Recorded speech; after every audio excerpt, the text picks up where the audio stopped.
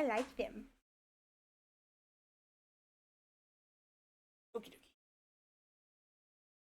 dokie. Just triple checking I have everything set correctly. Button. Button. Wow, that is bright.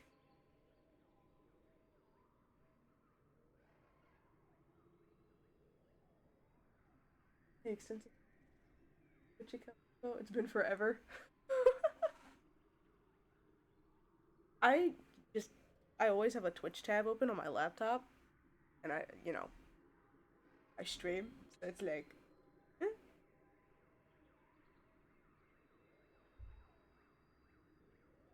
the mouse is here. Oh, gee, let me turn down the fire. I was having the game music play at first, or like at the beginning of the stream, so it just was silence. But yeah, no. My PhD, thank you. I made it myself. I did it. I did it. Warning: the game deals with mature subjects and may not be suitable for all players. Please see our content warnings in the menu for a detailed list of themes and events. Here we go. Wake to chaos, a confusion of light and heat and smoke. Fire. Your head is pounding. You must have hit it and blacked out, but you aren't sure how you got here, or what on. I still don't know how to say that. Return ma? I think it's return ma. Is happening.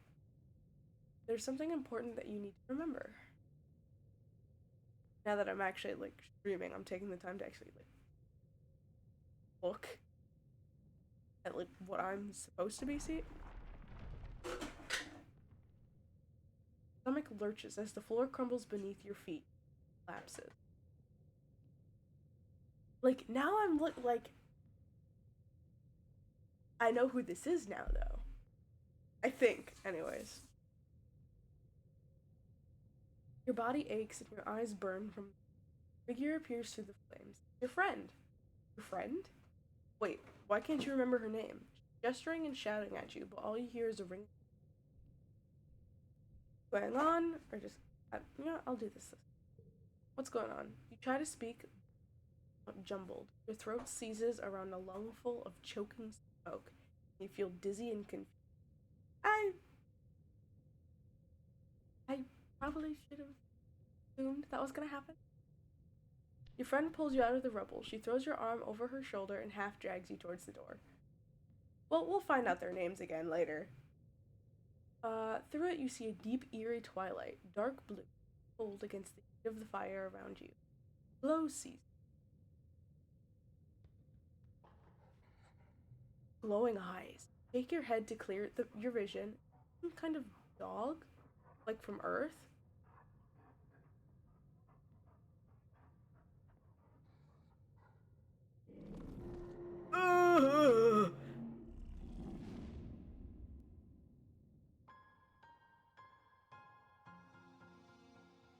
Anemone. Yes.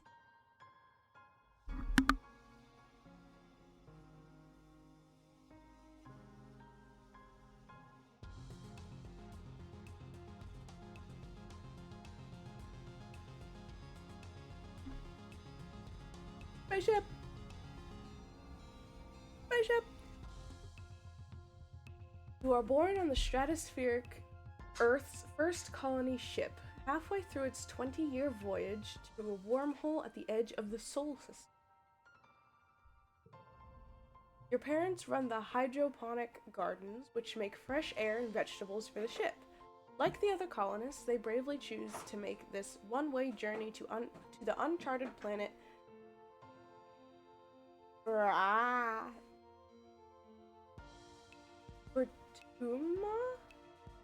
Vertuma 4? I think that's 4. Is that 4? I don't know. in the hope that they could escape Earth's troubles. They had you the old-fashioned way, merging their genes like they merged their cultures and traditions. I'm gonna go with my name again. Well, since everybody else has funky names.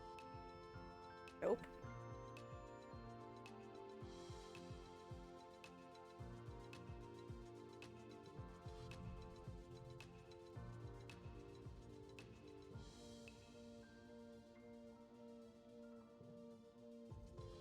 You're a bright-eyed child with an active imagination, sometimes too active, your mom says. Use sliders on the left to choose your pronouns and late teens appearance. This can be changed at any time. Hey, what's good? A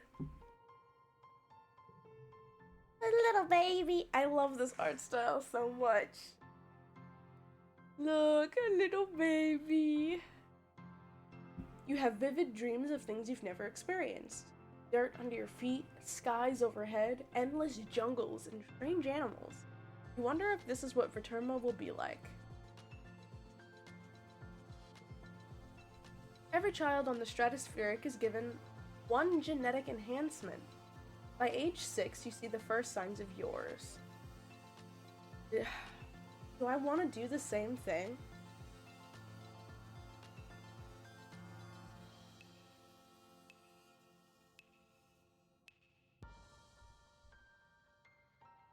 Kind of want to do the same thing so I can get the same experience. You know? You know? I don't know. You know what? I feel like this can be different.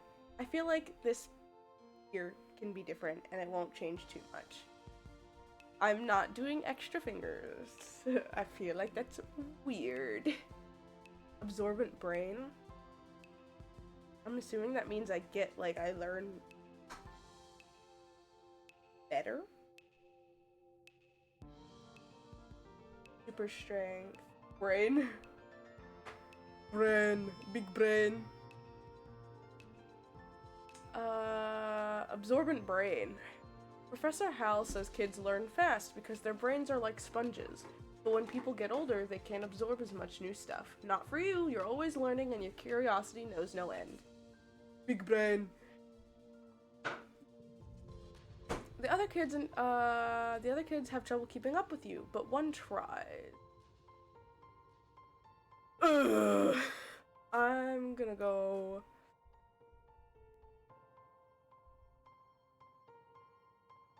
Is me even part of the? No. Oh, we just started. You have missed nothing. I was born on a spaceship that's going to a different planet from Earth. And right now I'm just picking my stats and whatnot. Yeah, we don't really know what's happening. I'm still gonna do this. Oh. Still gonna do this. Yeah, there's a lot. Like, there's a lot to the game. I still don't know who his sister is. I haven't seen his sister. Wait! No, I don't think so. Could be twins. Are they twins? Anyways, I'm like, yes! Oh my gosh! They are. That's his sister. I'm not. That's his sister. Ken is his sister. Okay, so he has a sister. But I don't know anything about their parents. Bleh. Yeah. You're 10 years old when the ship finally reaches the wormhole. Professor Hal says it's like a doorway to other star systems, with the planet Proterma 4 on the other side. Run emergency drills for months to prepare. I have, like, slightly pointed ears. When the day finally comes, it starts with a rumble. Then things start to slide off the tables. You hurry to gather near the escape pods just in case.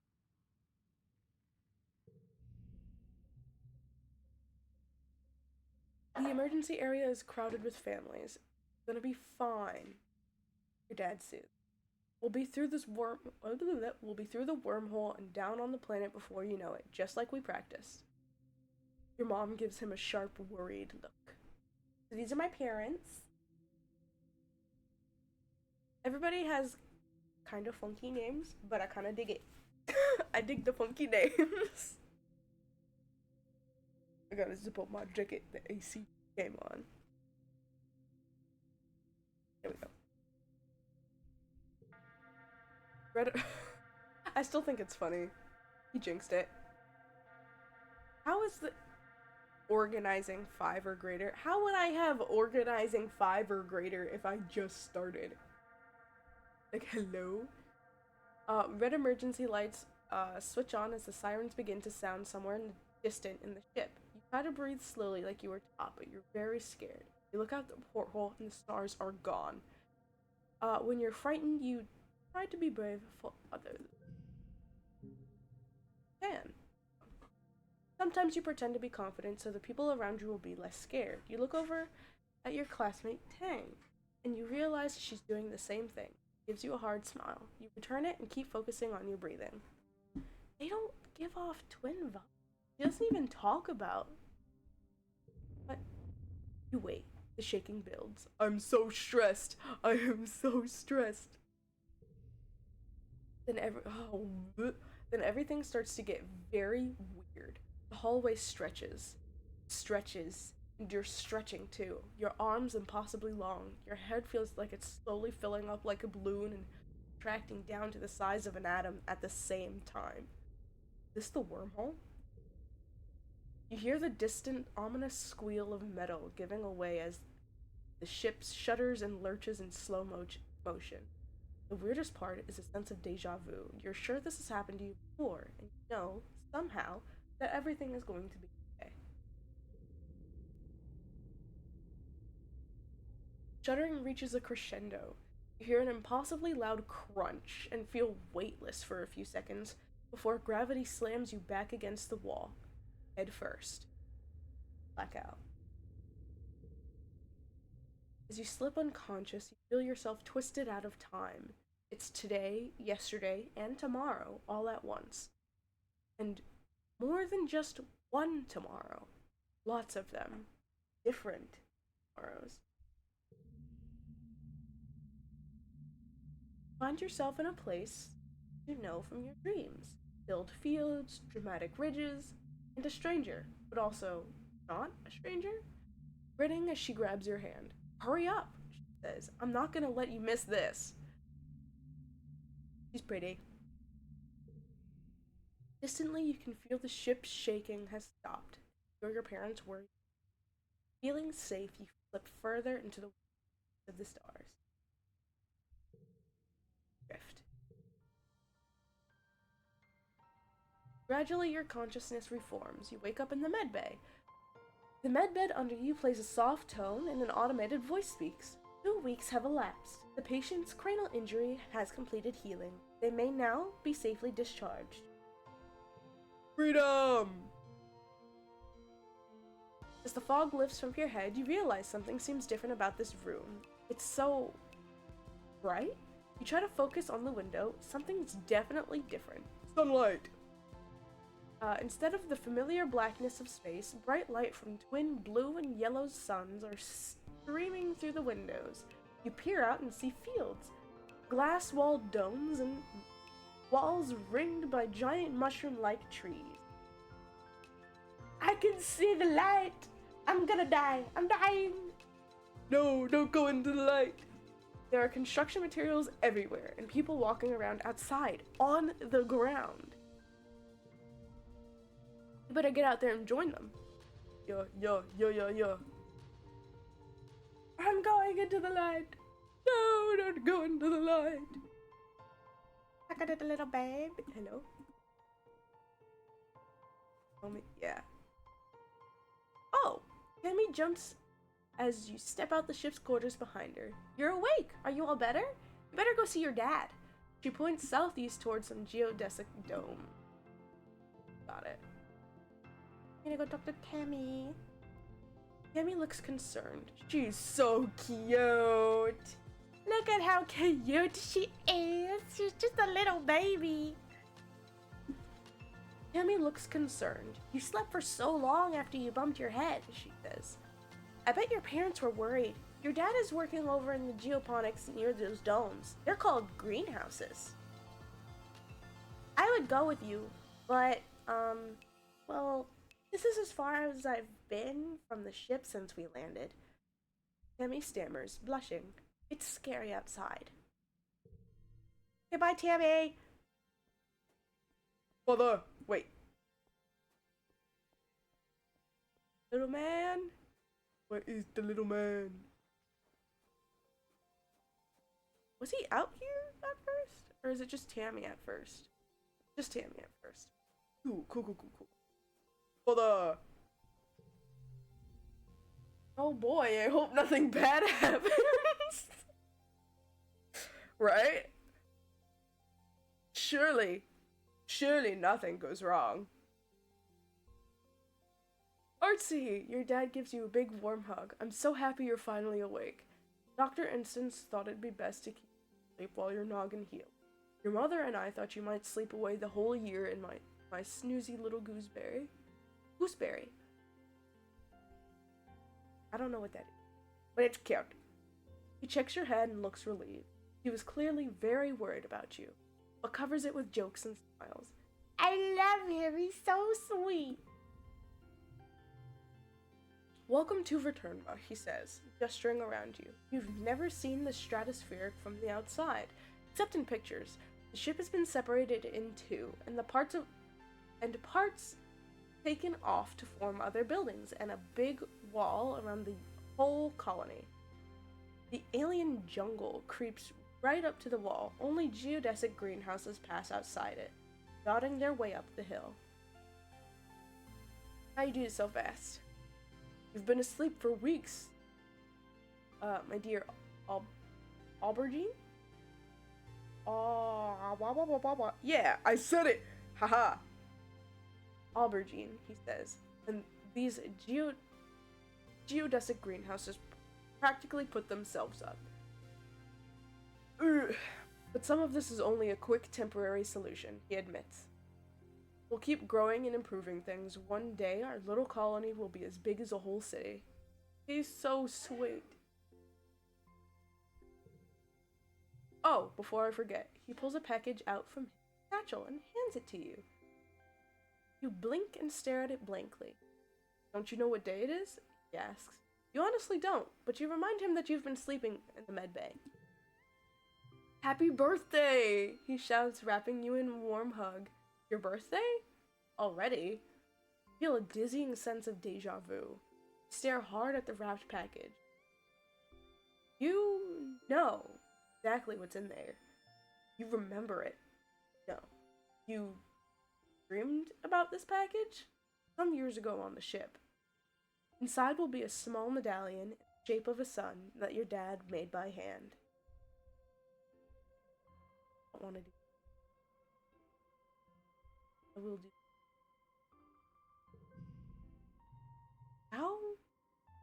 How did you know this? It's exactly as you imagined, as you dreamed.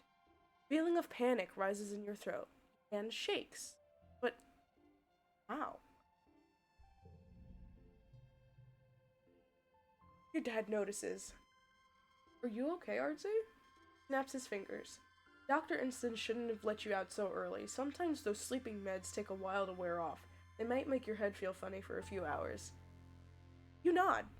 Maybe that's all it is. Someone shouts your name. Oh, someone shouts your dad's name. Listen, I'm so sorry, Artsy. But I have to get back to work. There was an accident when we landed and... He stops himself. Don't worry, we're gonna fix it, your mother and I. Professor Howell's expecting you in classes if you're feeling up to it, your dad says, pointing west to the engineering wing and the rear end of the bisected ship. Then points to large doors you came out earlier, or you can relax in our quarters until you're feeling better. We'll talk later tonight, he says, and kisses the top of your head and ruffles your hair. Have a wonderful birthday, Artsy. I love you. Give him a thumbs up. I still think that's silly. Love you too, Dad. Not before. Aha! I have found you! Hello! You see Dai sitting on the ground beside some bushes. Is he hiding from somebody? He seems to be watching the gate in the wall to the south, where grown-ups are coming and going. Kids aren't allowed past the walls, he says quietly without looking up. They say there's nothing to be afraid of? Then why do we need walls? You stare at the gate and suddenly have a rush of memory so strong you think you can faint. Ugh. You imagine something crashing through the wall, something enormous, dark, and wriggly. Get a closer look at it. For years in space, you've half remembered nightmares of monsters, your ship being destroyed, of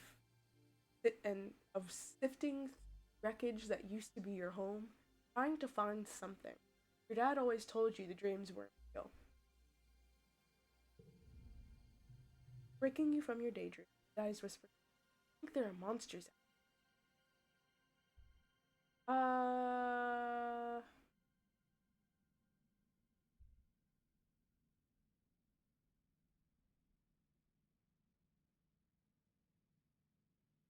I'll just go with this. Well, I don't know about his parents. I don't know who his parents are. What if he doesn't have parents? I don't know. Our parents will keep it safe. Maybe. Guys mumbles. He doesn't look convinced. He looks down at his. Oh! What? Rude! Rude! Maybe. Guys mumbles. He doesn't look convinced. He looks down at his feet. Believe everything they say, I guess. Now, like a good boy. Ears. Shake the vision from his head. It was just a dream. Guys must have made you imagine it with his talk. Does he always have to be like this? Well? Well? Okay. At least he's not mad at me.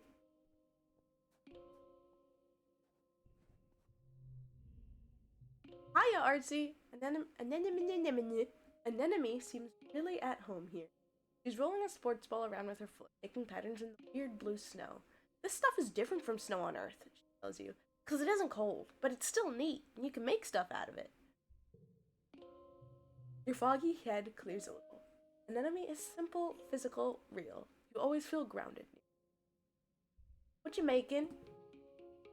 She's so cute. Look how cute. A cute little baby. Just snow spirals, she says. But earlier, me and Cal made a big snow pal. You missed it while you were sleeping in the med bay.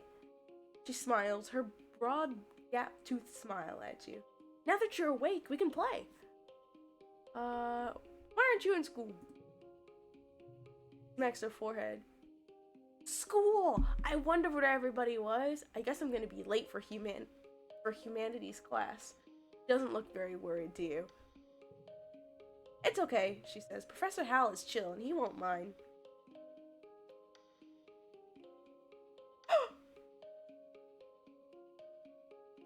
Oh my god! No problem! I absolutely love the game so far. It's amazing. And I absolutely love the art. The art in this game is insane! Thank you for popping it. That's so cool. That is so, Sorry. But yeah, no, I absolutely love it so far. It's so cool. I cried. I cried so hard.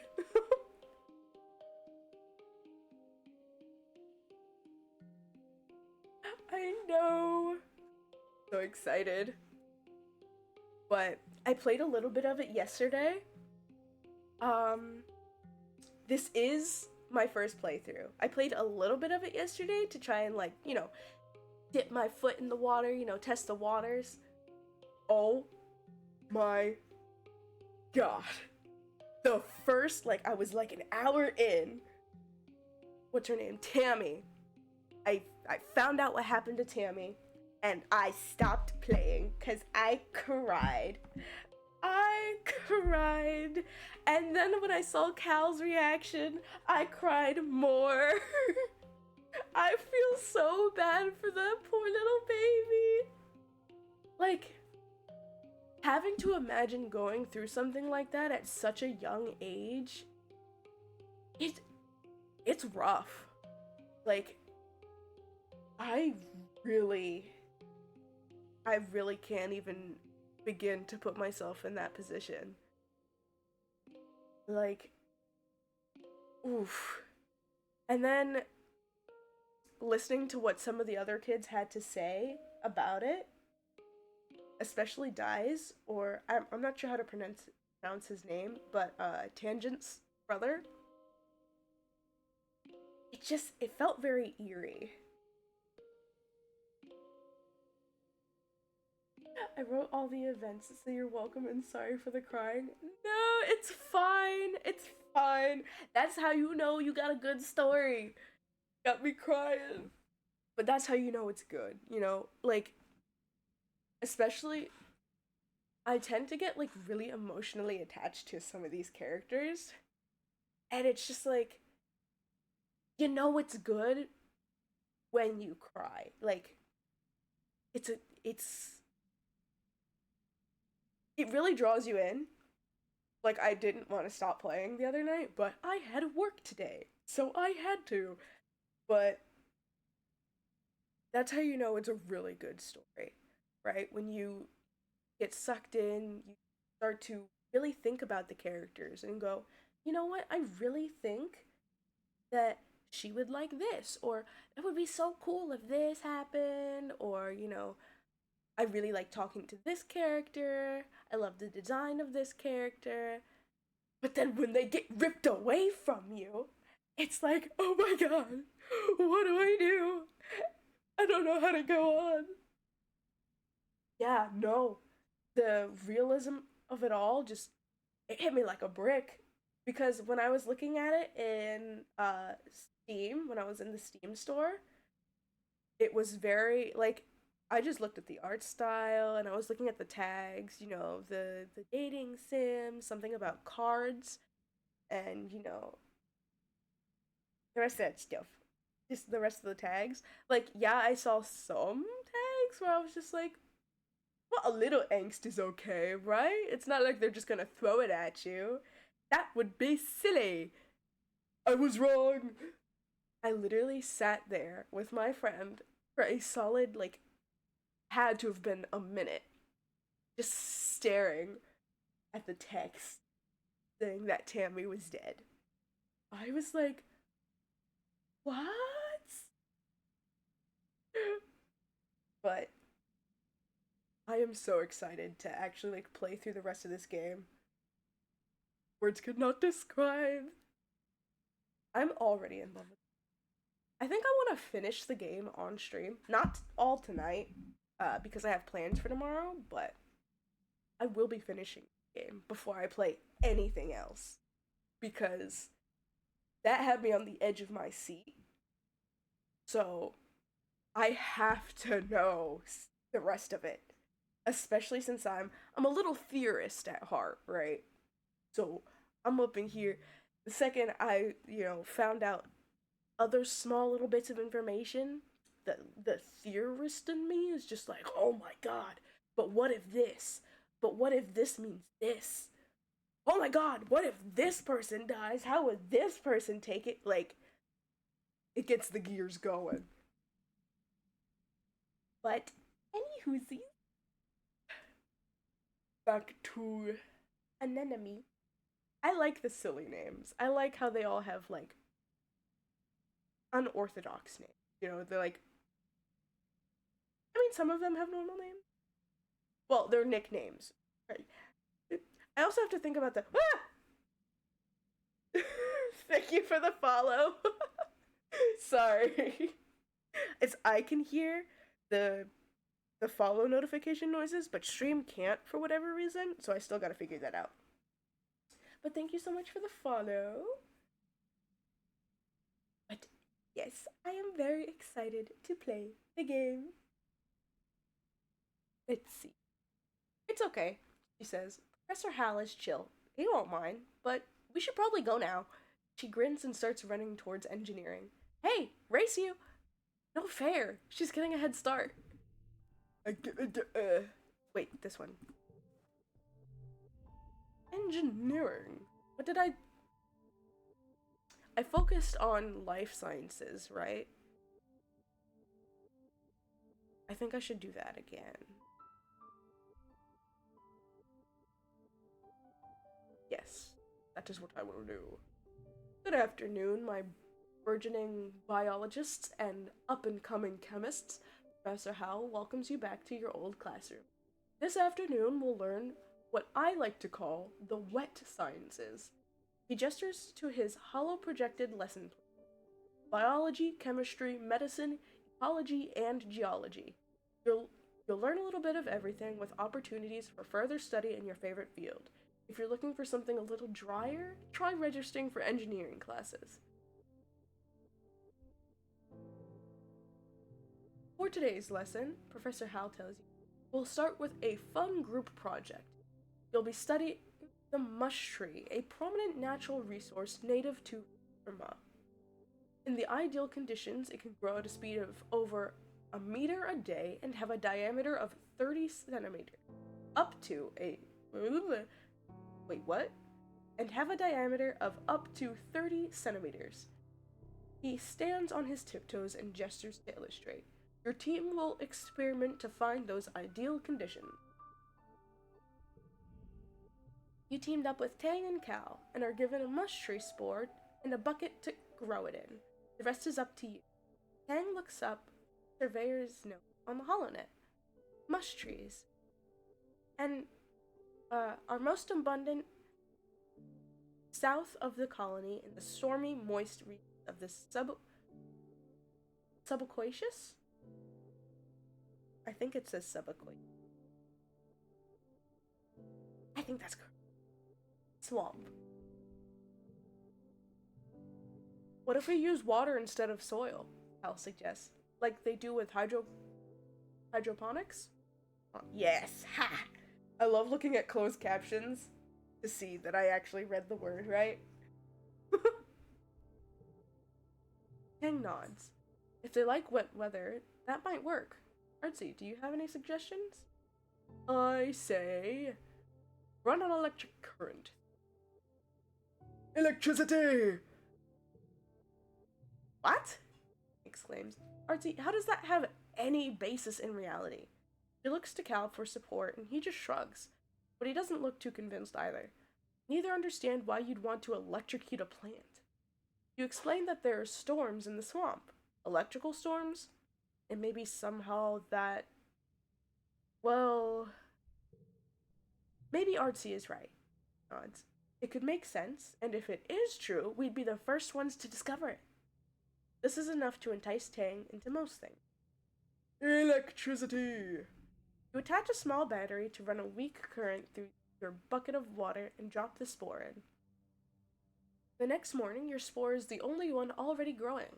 By the end of the day, it's already half a meter tall, and the day after that, it's so huge it hits the ceiling and you have to move it outside. I still think that's so cool. Your tree outpaces all the others by a long shot. At the end of the week, Tang proudly displays an edit to the surveyor's holonet note. It shows rapid growth when stimulated with a mild electric current, as discovered by our junior botanist. This is the only thing I'm just like meh about. I know there's an easy mode, like where you can do like what was it? Flip a coin based off of what your stats are, I'm pretty sure. But even though it hurts my brain, I'ma still do it. Power through. He's so sweet. Okay, so this and then that. Ha ha ha ha! Yes. Win! Because I'm a winner! Hi, Nibbler! Hello! How are you? Hello, hello. So happy to see you. I am currently playing I Was a Teenage Exocolonist. It's like futuristic and depressing and really pretty. I am doing great, actually. I had a really good day today. Work was amazing too. I had all of my favorite coworkers with me. And then I get to come home and stream a game that I'm already obsessed with. And then the game dev popped in earlier. I have no idea if they're still here, but that was exciting. And I got to talk to them for a little bit. So, yeah, today was amazing. It's about to get sad. But as of right now, it's amazing.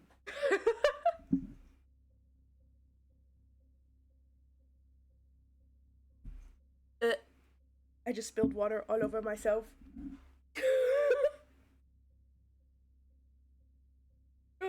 It's cold. I already know this. I don't need that tutorial. Not tutorial for me. I got 5. What? That's more than I got last time. Absorb. Oh, the absorbent brain. That's right. I'm smart. I forgot I'm smart. Your parents have been working from first dawn to well after dinner every day. You know, growing food is an important job and it's vital to get crops in the ground right away. But there seems to be something more than that. It's such a change from growing up on the stratospheric, when you saw them all the time. You stay up and wait for them at night before going to bed. You can tell they're exhausted. They make an effort to spend time with you. It was me. I was first.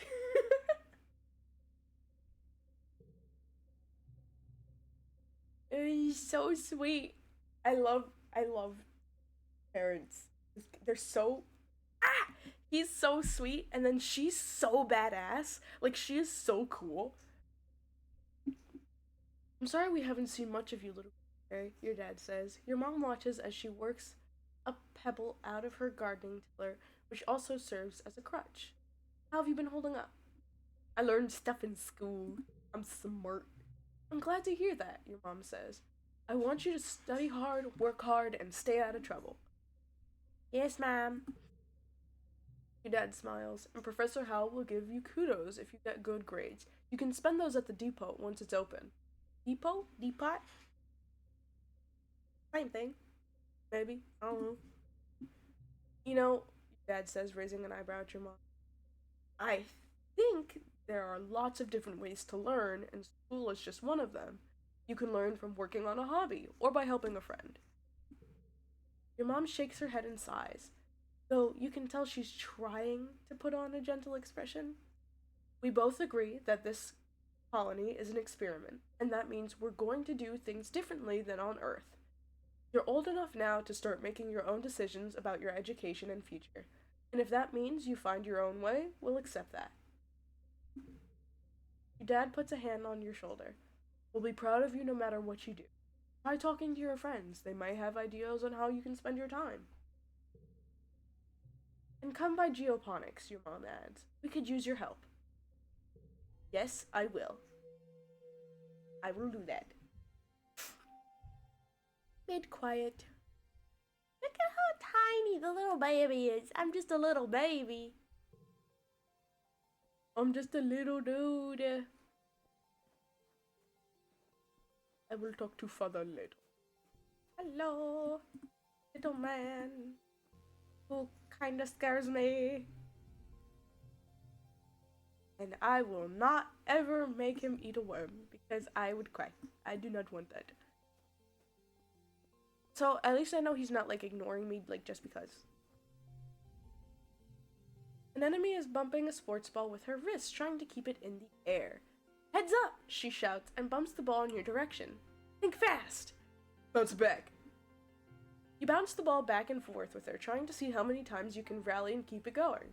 An enemy tells you about the new sports ball court, a proper regulation size court, way bigger than the little 0G one on the Stratospheric. Her brother Colm is coaching the junior sports ball team here. He's so great, she says. He's good at everything, specifically spiking. He's coaching me to play awesome like him. You should come join us. Bet. I will in fact do the sports ball. Hold on, wait. Isn't there stuff up here? Oh, she's up here. I don't like her attitude. She's moody. A sharp whistle interrupts your thoughts. Hey, Artsy, Mars calls out to you. Come here, I have a job for you. You walk over to Mars, who's sheltering from the snow under the ship's overhang. It's so gross here, she complains. The spark snow would ruin my good clothes. At least on the ship we had climate control. Ugh. Tammy made me some soy sweets, but there's no way I'm going out there in all this weather, she continues. Since you like running around in it, could you fetch them for me? No. I will not. Hit them yourself. Mars huffs and rolls her eyes. Ugh, I don't even know why I asked. If you ever want to actually be useful, go talk to Administrator Seek. She says, gesturing to the door, what? She says, gesturing to the door command behind her. They're looking for people to work delivery, and I'm just like, no, I'm way too busy. Too busy fetching my own soy sweets. I don't like her. Brat. Tammy! I'm so sorry, Tammy. You see Tammy sitting quietly near the entrance to the lounge. You've known her for, well, your whole entire life. Back on the ship, you play with her. Tammy had the best doll collection. After her mom died, her dad used all of his nanoprinter creds to print her a different doll every month for a whole year. Her ears perk up when she sees you. Oh, hello, Artsy, she says. Her voice is soft and like a beam of starlight. You want to play dolls? Yes, I do. You don't think Tammy will ever be too old to play with dolls. If anything, she has even more of them now. She takes you to her quarters and brings out the entire Spacey Stacy doll collection, and a disturbingly realistic baby with real bowel movements, and two super fancy posable dolls named Lily and Tilly, who can be programmed to move on their own. Tammy isn't very good at the programming, so Lily and Tilly just roll around awkwardly when you turn them on. You cover quickly by saying they must be breakdancing at a club. The two of you spend the afternoon making up stories of their rise to stardom as professional dancers. She's so sweet. Like, I absolutely love her design. She's so cute. Like, just a little baby. Okay, now I go speak to my father. Hello, my little potato. I'm a potato! I love that. Your dad exclaims, smiling warmly. What have you been up to today? I have been hanging out with my friends. That Cal's a good boy, he says. And have you seen an enemy? She's been... Oh, potato! Yes. She's been out by the garrison playing sports ball. I think she spent every day outside since we landed. He chuckles to himself. Guess that's what happens when you've got enough brothers to make your own sports ball team. Oh, who are her other brothers? He breathes deeply and looks slowly around. Fraterma is magnificent, isn't it? You nod. Seasons, he shouts, throwing his hands wide. I missed Seasons. He's so sweet. He is so sweet. Like, he's gonna make me cry. Back on Earth, it got much, much colder. The snow wasn't half as pretty as our spark snow. He sighs, stretching. You wait until dust season. Both the suns will be high in the sky and it'll be real hot. Then you'll see. Mother! Hello, Mother! You find your mom hard at work setting up the greenhouses with a small construction crew. You've seen these plants pinned to the wall of your family's quarters for years now. These geodesic domes will house more delicate plants from the earth. From earth. Oh my gosh, there's no the in that. Spinach, tomatoes, maybe even fruit. She takes a swig from her canteen to approach. Looking for something to do? She asks. Remember, Artsy, you're responsible for your own schedule now that we've landed. You can decide how to spend your time, as long as it's productive. Okay. She points towards the engineering wing, back half of the stratospheric severed frame. Professor Howe's expecting you in class, but a well-rounded education includes practical application. You're old enough to help with the work around here. Clap, clasp, she clasps her hand. Claps. It does say clap. Gosh. She claps her hand on your shoulder. I've got another minute. Is there anything you need to know? Uh, uh. What are you doing?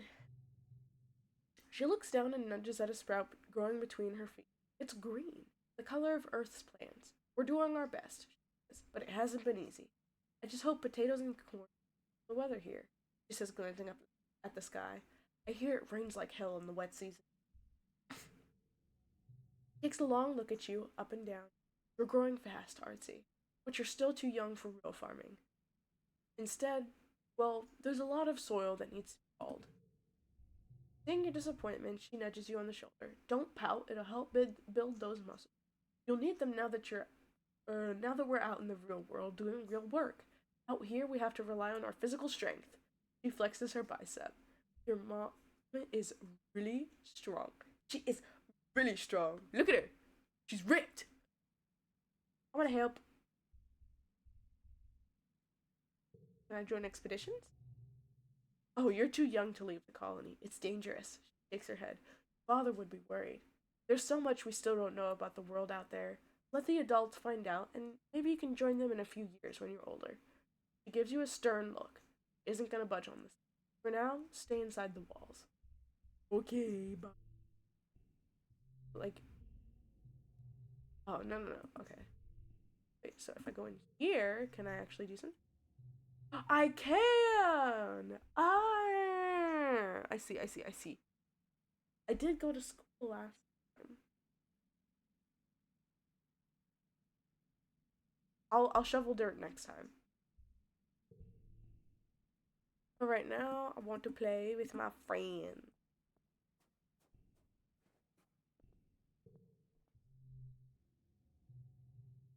Yeah, sports ball. An enemy meets you on the court. She's bouncing from one leg to the other in excitement. My brother Com is organizing the youth team, she tells you. Kombucha offers you a high five and tosses the sports ball your way. Let's start with a practice game to see what you're good at. You and an enemy are team captains. Pick your team. An enemy used to practice with Cal and Mars on the ship, but Tammy, you're surprised to see you're here. Tom will fill in, uh, even up the team. Promises to go easy on the other side. Didn't I pick Cal last time? I think I picked Cal. I want to pick Tammy again because I remember that was sweet. I'll let, but I feel like it might be harder if I just let Kombucha go with his sister. So older, he's 15 and we're like 10. So like, just not really fair. But at the same time, it is what it is.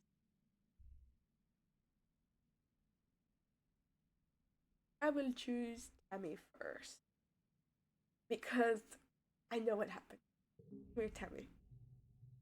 Cal said I should join, but I'm not very good at sports. Where should I stand? She asked quietly. You you aren't sure. You assign her to a tackleback and tell her to stick like glue to the opposing team's offense. Maybe she'll get in their way instead of yours? An enemy chooses Kombucha, of course. They bump fists. Your next choice is Cal. Mind if I play goalie? He asks. Sports ball is fun, but it feels mean to score against the other team. He's so sweet. He's so sweet. It's just a little man. Face off. 3-on-3. Toughness challenge. Uh. when in uh wait uh, uh and no, that feels wrong too.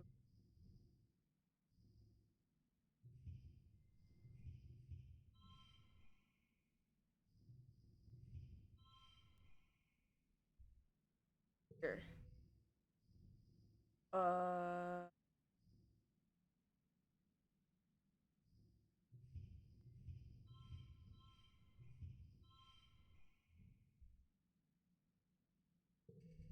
Wow.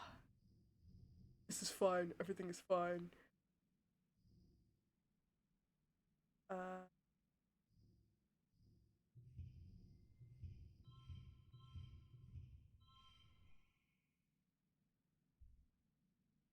I'm a champ. I don't care. Give me that stress.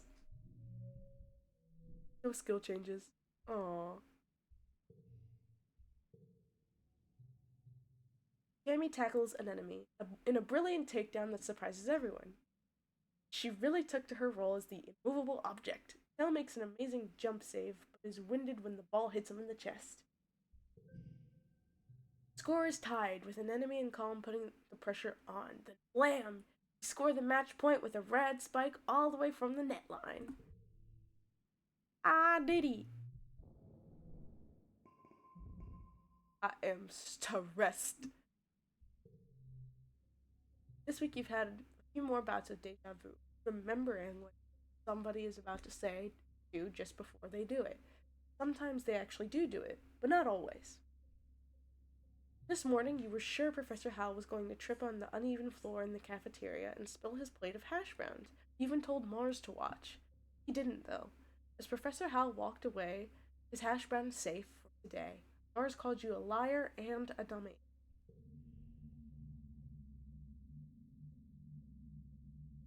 Like, this is what's fucked up, right? Like, this is what's messed up. You see Tammy, and then this woman here, this lovely lady, looks just like Tammy.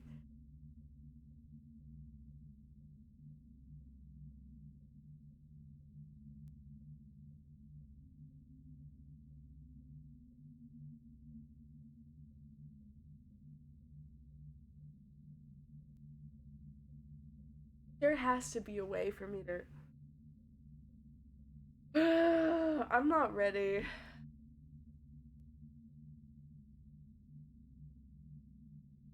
Like, there has to be something, you know?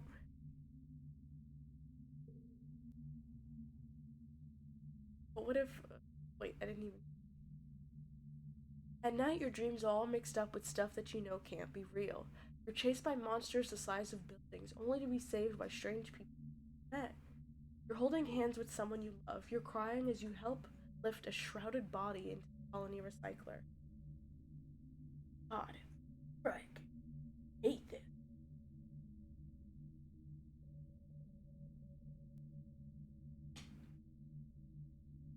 Everything seems so familiar, but when you try to recall their faces, they appeared in your wet paint. But what if? What if those things that haven't happened yet? What if those things haven't happened yet, but they will someday? Like, it clearly says Tammy right there. It says it's Tammy. No, no, I'm gonna find a way. Where there's a will, there's a way. I don't give a shit.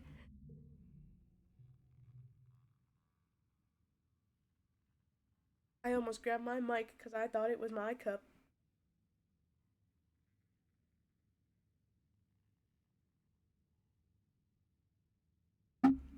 But yeah, I don't give a shit. Where there's a will, there's a way. And I refuse to let Tammy die. Again.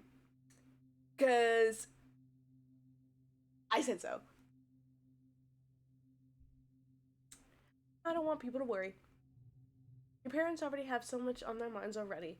You have a feeling that something is happening at Geoponics that they don't want you to know. You don't understand it, but when they come home at night, they look really sad. You don't want to make that worse. You just keep going to classes and staying out of trouble. It'll be easier for everyone, yourself included.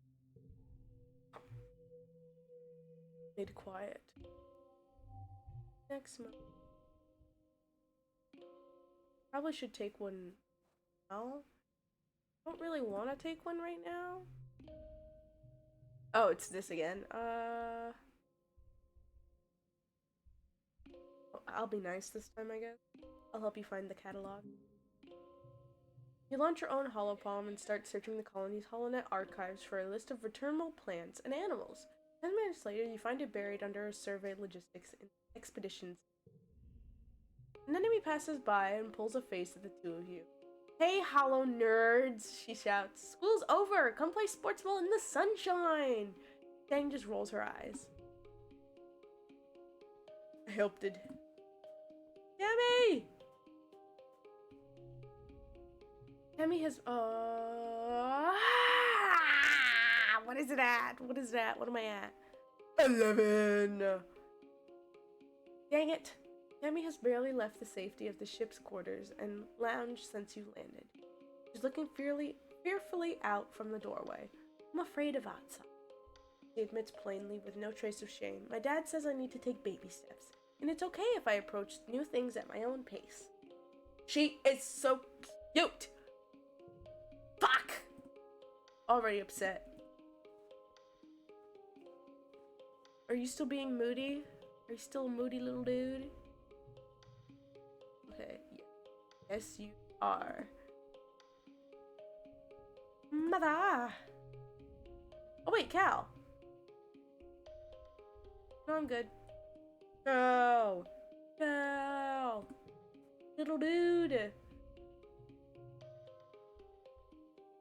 I'm just gonna do the same thing I did last time. So basically, Callie's like, hey Artsy, real ground is way harder to hover on than ship floors. There are bumps everywhere. Maybe hoverboards don't work outside. Oh, they totally do, Cal exclaims. I've been all over the place on this thing. Hovering outside is rad. Look at this. He runs over to a small depression in a nearby hill and presents it like it's something amazing. Look at this! It's a skate bowl! Cool, let me try. Cool, can I try? Sure, but please be careful. Mom says if I break my hoverboard, we can't make another one. You take turns riding around in the bowl, trying to get up to enough speed, going down one side and come back up the other. You don't land any tricks. It's just hard staying on the board with this uneven ground, but it's still fun. Yippee! Okay. I need to rest because I am... Wait!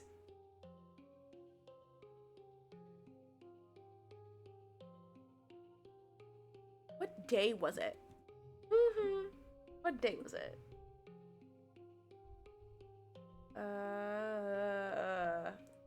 Aha! It was this one. Oh, I think it was like right before us. Yeah, quiet.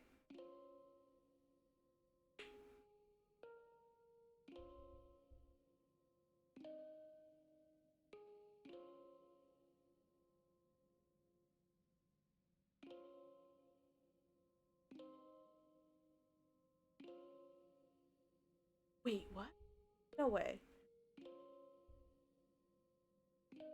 Okay, yeah. Fine.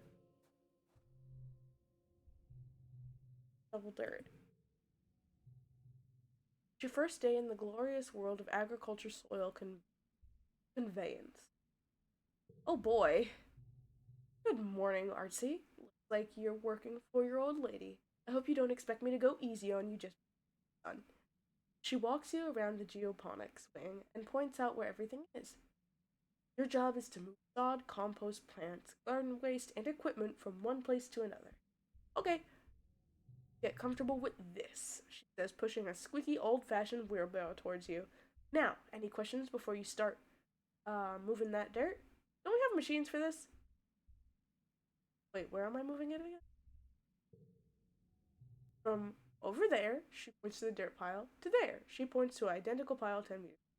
Your confusion. We had some very precious soil from Earth on the full of nutrients and bugs and bacteria our plants need. But it was lost in an accident. Now we'll have to make more from scratch using Returmian stone. This is a part of the process. Let's get to work. That's my boy, your mom says, slapping you on the back. You stumble a little. Your arms start to ache after the first hour of work, but you keep going. By the end of the month, you feel utterly drained and exhausted. And good somehow. You feel your muscles growing already.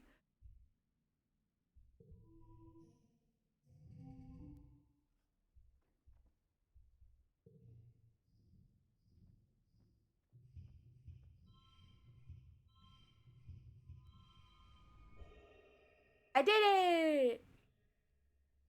Yo, queen. You worked well this month. I got 4 toughness and 6 kudos, and I'm friends with Cal. But now I am fully stressed. I am fully stressed.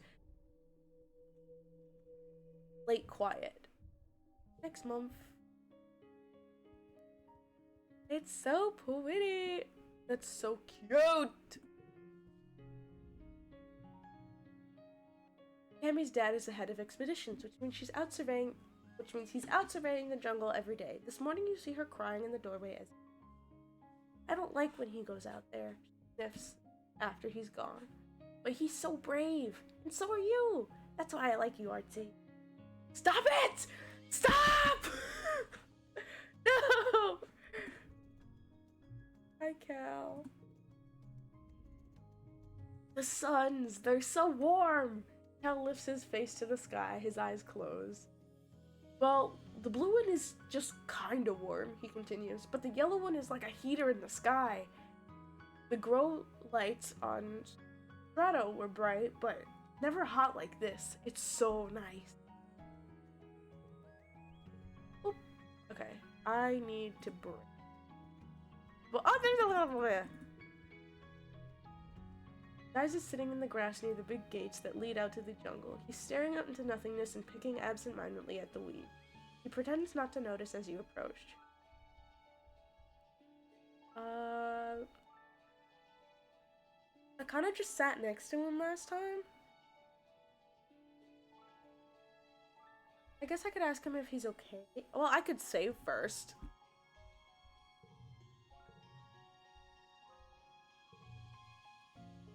What did that do? Yeah, okay. Cool.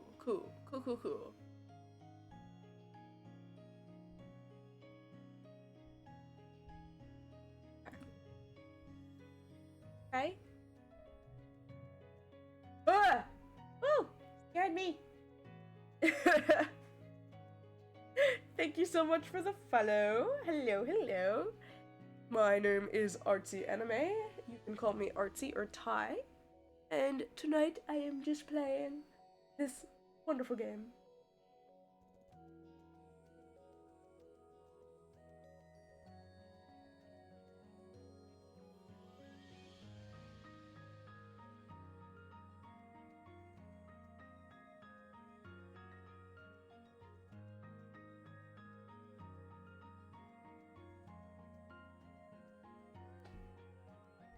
Anywho.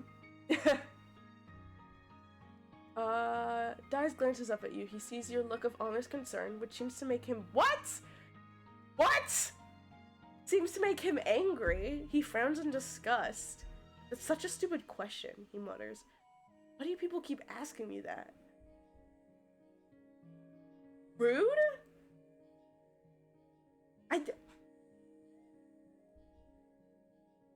Sorry.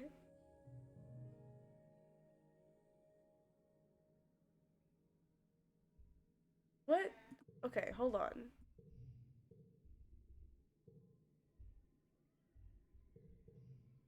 Oh, hold on. Trying that again. Okay. You okay?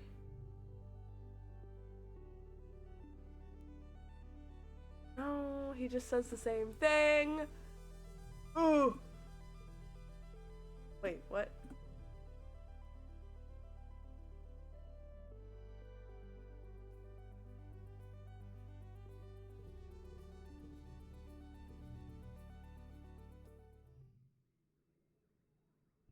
Okay.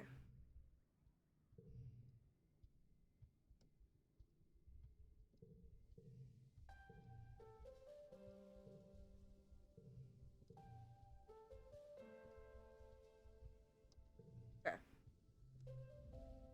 Don't ask him if he's okay. Got it. Ha. Okay. The game? He draws his knees up under his chin. Not really. Alone. So that kind of worked.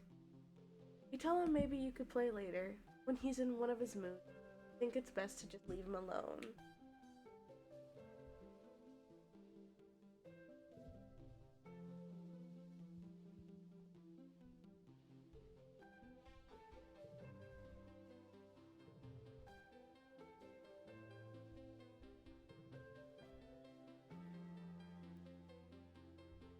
I will save that.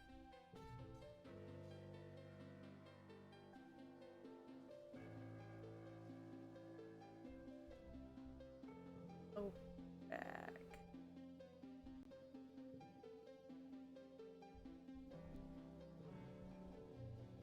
Before I spoke, I think. Nope, that is too far.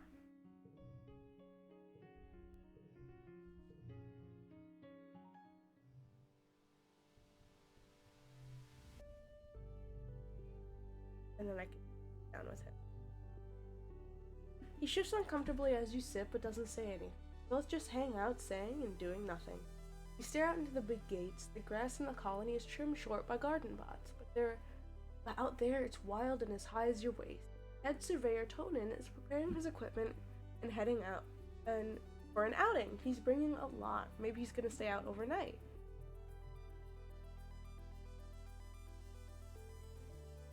Okay, so the last one was better.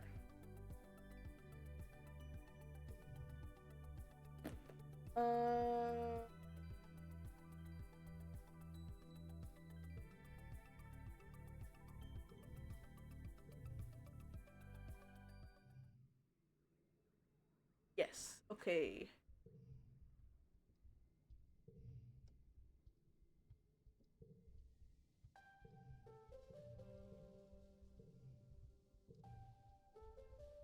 Got it. All right, we're good. I figured it out. We're fine. What am I doing? I rest. The living quarters.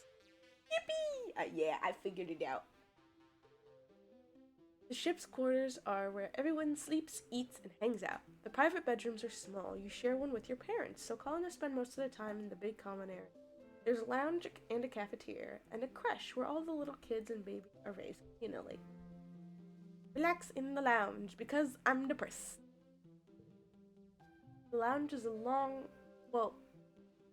well-lit hall along the outer hull of the spaceship of the ship's midsection. It's strewn with tables and cushions. It serves as a communal living room for the tiny one-room spaces every family is assigned. You flopped into the lounge's big beanbag pile with some of the other kids.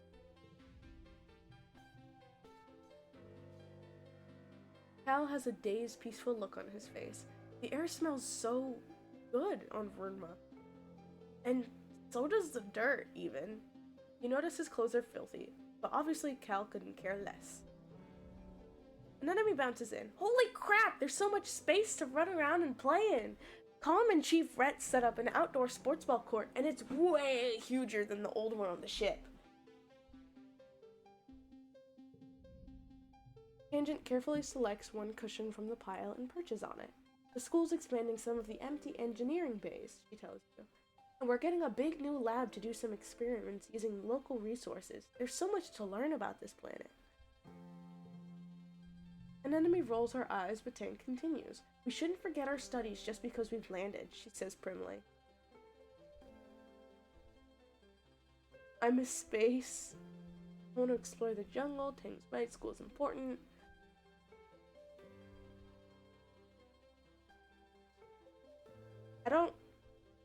I'm not like super big on school, but I don't hate school. I don't want to explore. I don't know how I'd feel being confined to just space. I want to explore the jungle.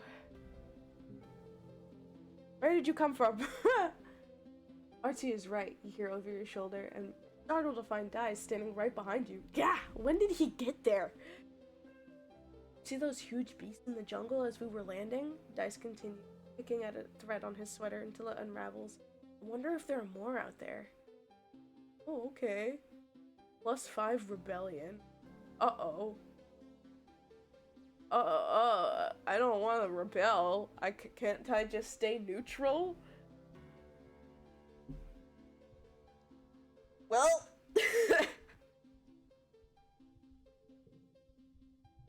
You've had less of the deja vu come to feeling this.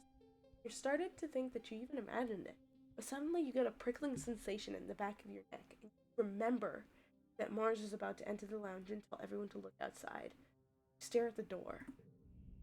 Mars walks through it, and of course, on cue, OMG, everybody, look outside!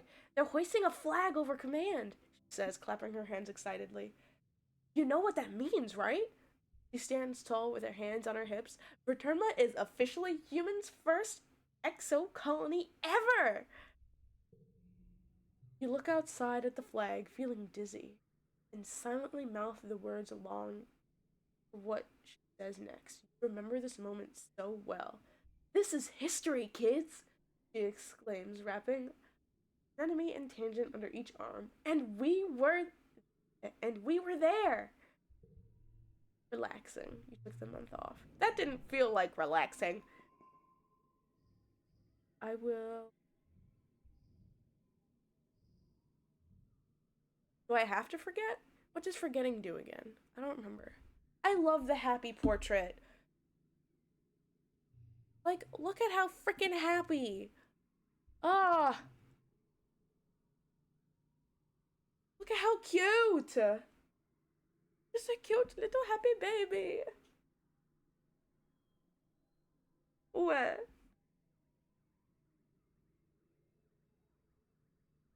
She's 11. Your friendship, I have 9. Where?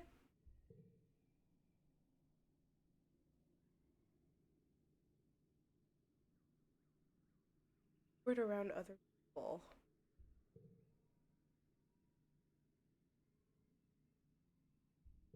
Who are your parents? Do you have parents? I don't know. I don't know.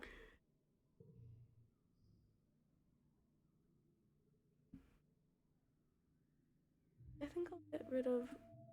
I don't want to. I don't think I have to right now.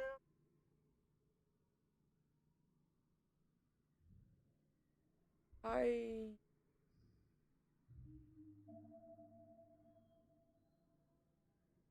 can't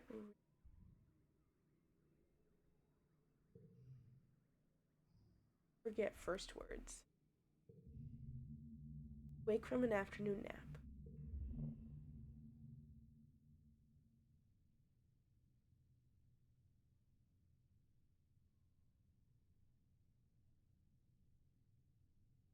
The dream you're in is one you've had many times. The air is strangely pink, fluffy, kind of sticky. Push your way through it. Feels like every step takes an eternity. Push through the pink cloud and emerge in children's crash, a room you know well, to see friend Tammy standing before an enormous bear made of pure light.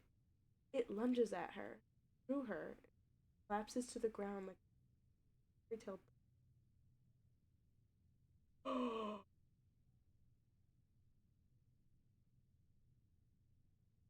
Wait,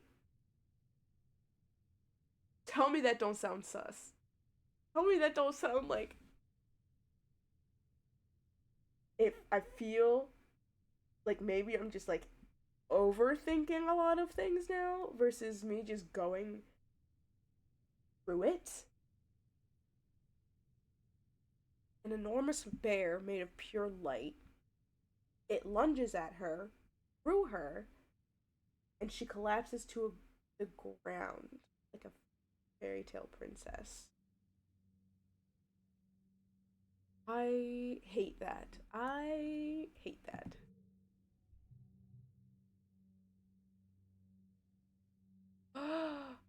No, no, no, no, no, no, no, no. Oh no. Oh no, no, no, no, no. No, no, no, no, no, no, no. Wake with your heart racing. Tammy is leaning over you where pillows. She takes your shoulder gently. Fuck! Dude! Oh! God damn it. I'm ready. I'm strong. I'm brave. I just start crying. I'm gonna go. Oh, I'm sorry, Arcee, she says, a little bit as if she's speaking to a small child. I think you were having a nightmare? Are you okay? Are you? Nothing bad happened in the dream, but you feel sick with dread. No, no, no, no, no, no, not the cotton candy. Since you're awake, you should visit the cafeteria. Auntie Seton is making a new kind of candy. She says it's made of cotton. Isn't that weird? I have to go tidy the crush first, and then I'll meet you there. Save some for me, okay? Wait! Go save Tammy!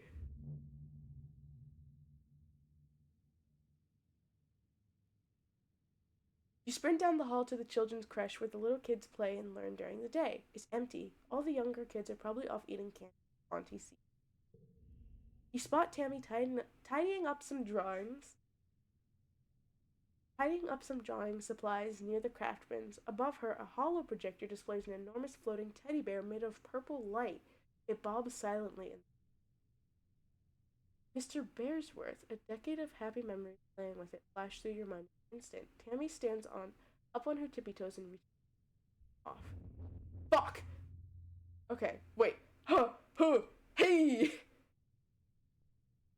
You slam into her, knocking her off her feet onto the ground. At the same moment, the holo projector sparks and explodes. The bear disappears, and the whole room goes dark.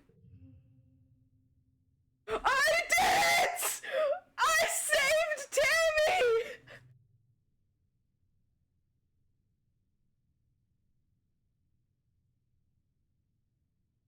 I did it! My baby! My baby! Let's go! My precious baby! I saved her! Let's go!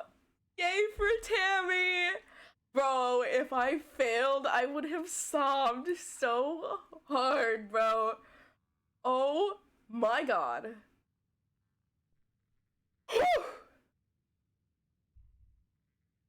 Ah, woo. We're good. We're good, everybody. I'm being really loud. I should probably push the mic back. Oof. Anyways, in the dim emergency lighting, you see Tammy's eyes wide with surprise and fear.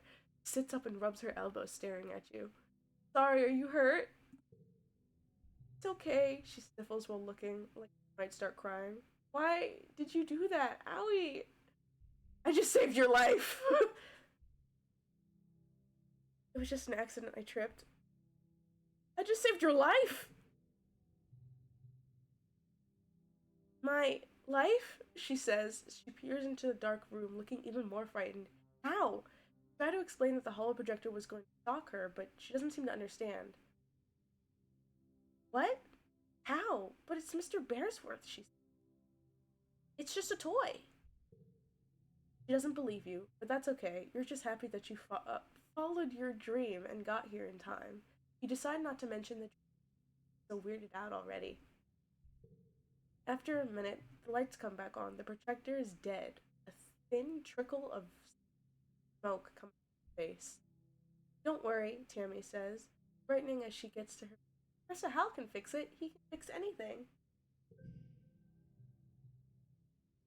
By the time you find Professor and finish cleaning up, you've already forgotten about the pink candy.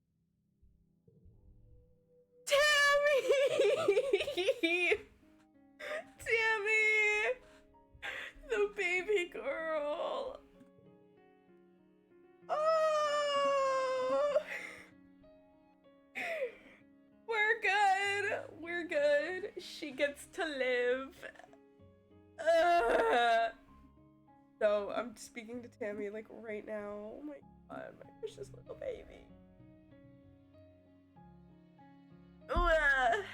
Tammy's sitting down in the grass with a baby on her lap. Oh! It's so cute! She's already back to normal. She's got the baby. Tammy is sitting down on the grass with a baby on her lap. They're playing nicely with some flowers, or a strand of beads in Tammy's hair, or something. Tammy keeps gently removing her hair from the baby's mouth. Oh, artsy! She giggles as you join her. Aren't babies the best? There are so many new babies in the creche, you'd think that we're starting a colony or something. Tammy laughs. But the parents are too busy doing other work, and somebody needs to take care of these little ones. She looks down lovingly to the baby who is now sucking on part of her skirt, getting it good and damp with baby drool. You could help too. It would be fun. I can babysit with Tammy? Yes! Ew!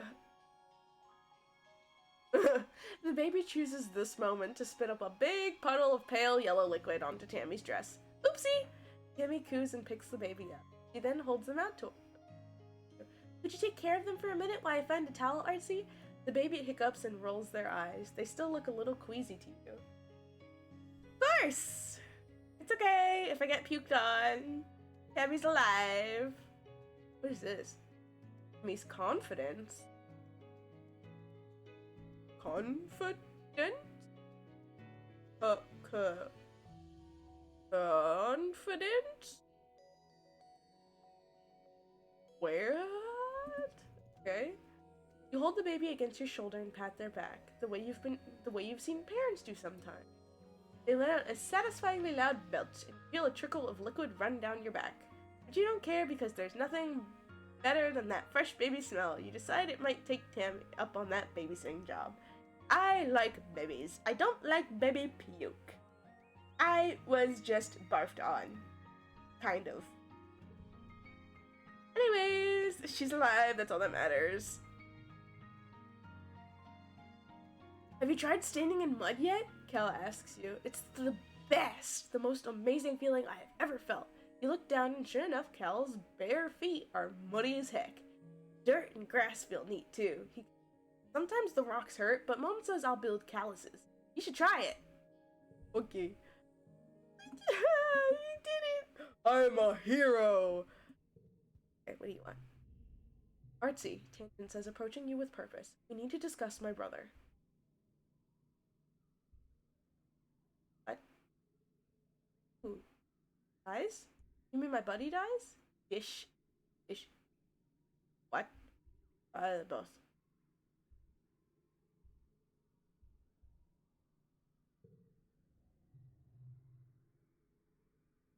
You mean my buddy dies? Yes, dies. Says impatient. I need you to figure out where he's been disappearing. Ever since we landed, I barely see him anymore. He doesn't even come home. At night, sometimes I trails off and looks at her feet. Well, I'm not on very good terms with my brother as of late, but people are becoming worried. I start to get the feeling that Tang is the one worried, but she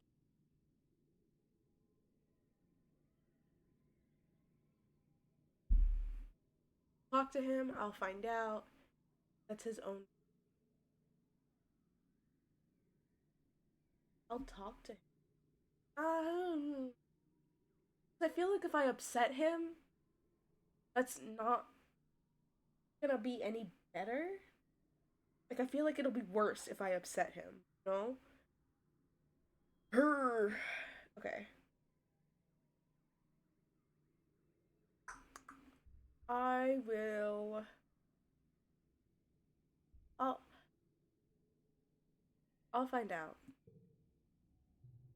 Thank you, Artsy. She says, looking relieved for a second. Her expression hardens again. I mean, it would be a ridiculous waste of resources if something had happened to him. No one knew where he was or how to find him. Right, of course. Kang doesn't get worried.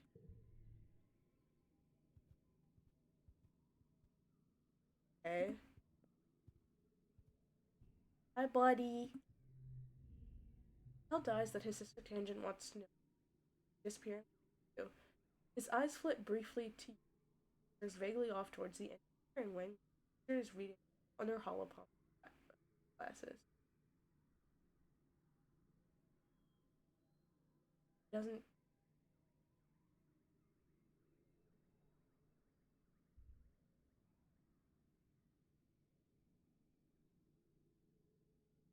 Oh. Where do you go, Dies? His eyes light up and whispers, "Bet you'd like it out there." Art motions to the path, stretching away from the colony beyond the walls. Oh, sneak out to go exploring sometimes. There's so much new stuff.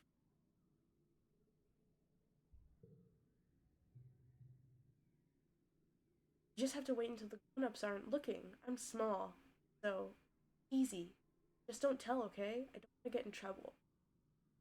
You follow him down to a drain pipe, half hidden behind the sports ball field. Small kids like die. It's through.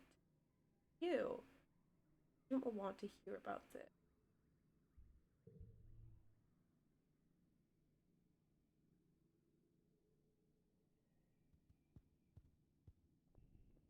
Wrong that I. Oh, I can sneak out?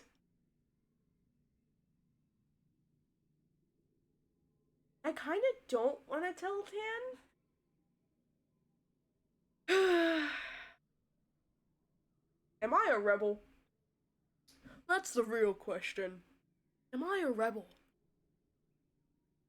Do I want to rebel against the colony? Or am I a goody goody? I'll wait. I'll wait it out. But I definitely.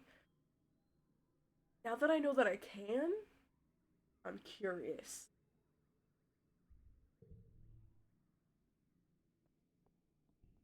Don't go yet. Do I have to tell her? Actually, hold on. Sneaky. Sneaky.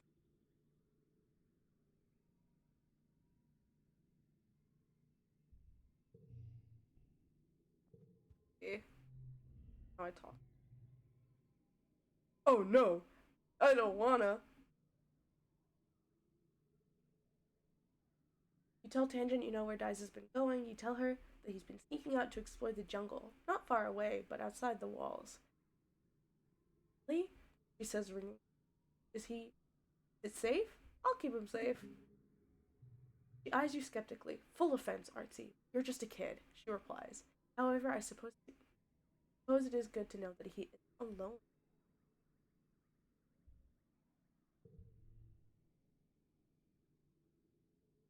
I have no idea if she'll tell. But everything seems fine right now, so. Oh well, hi Dad. You meet your dad adjusting a watering bot in your mom's flower garden. He's having a sneezing fit, his eyes runny and red. You're alarmed. You've never seen him look sick before. People were hardly ever ill on the stratospheric, except sometimes when the zero-G rooms made them queasy. Oh, Dad. Not to worry, my little beanstalk, he says nasally. I'll be fine. It's just pollen making my head a little stuffy. He wipes his nose with a handkerchief. Uh, Everywhere you turn, the air is soupy and tinged with pink from all the floating pollen. On Earth, Dad tells you, used to call this hay fever, even though it had nothing to do with hay. Your mom cuts in, carrying a large bouquet of flowers. The native flowers seem to be in full bloom at this time of year. She buries her nose deep. They smell fantastic. Your dad smiles kindly and agrees. They sure are beautiful, then blows his nose loudly. Tell them you're scared of the pollen?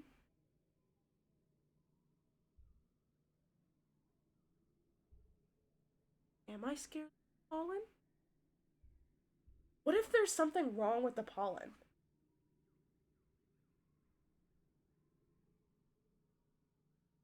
Scared of the pollen. That do. Loyalty.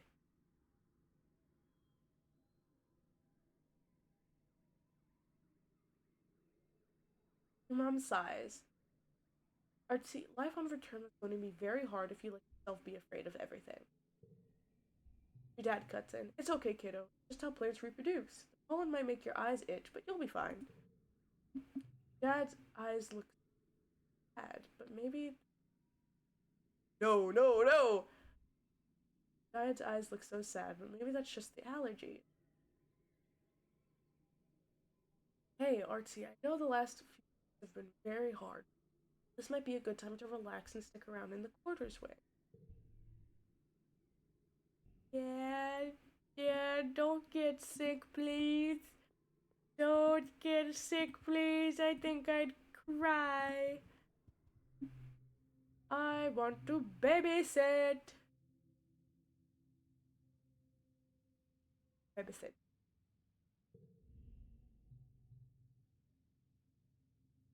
Hello, Artsy. Auntie greets you. Oh, sweetheart, I'm so happy you've come back to help. You know this place well. The creche part, preschool part, all-day daycare. Practically grew up here and cared for the community while your parents worked their shifts. A few kids even live in the creche full time, in a way.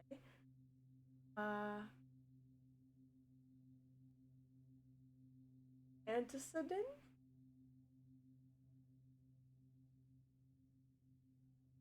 AKA Annie, AKA Auntie. Every kid's mom. The smell of craft glue and clean blankets gives you a calming sense of memory of all the happy time you spent here with your friends. Yummy is here too, gently rocking a drowsy baby. Yes, he looks at ease in here. You don't usually see. You're going to babysit too? She asks in an excited stage whisper. You'll love it. Oh God. Suddenly a loud bundle of wild hair and pink overalls runs straight to you, nearly knocking you over. Almost more kitten than kid. Child grabs your leg and stares up at you with unblinking green eyes. Watch that one. You remember Nougat? She's turning out to be quite the handful. Why don't you start off by getting her to go down for a nap?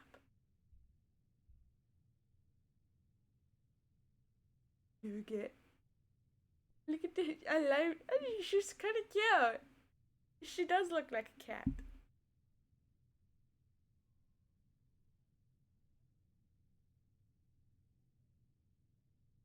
I don't know if she's gonna sit for a book.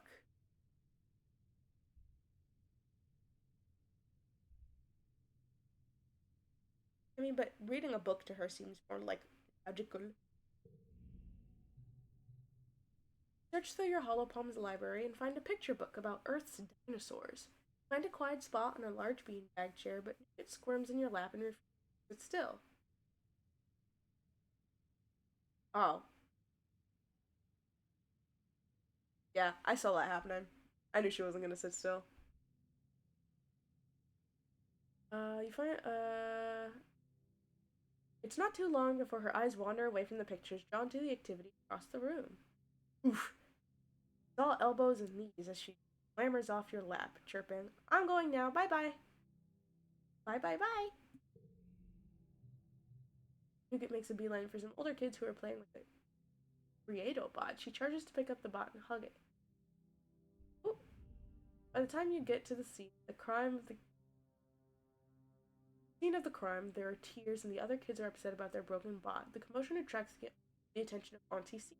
Swoops in with hugs and tears.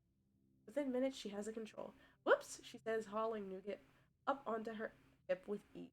Just a little mix-up. Don't worry, everyone. RT will get that bot fixed in a jiffy. She winks at you with a warm smile. I will fix it.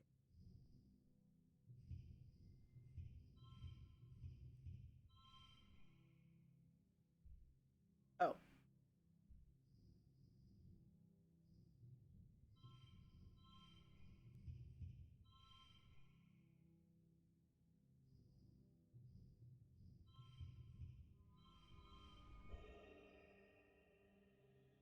How does... Oh! I did it.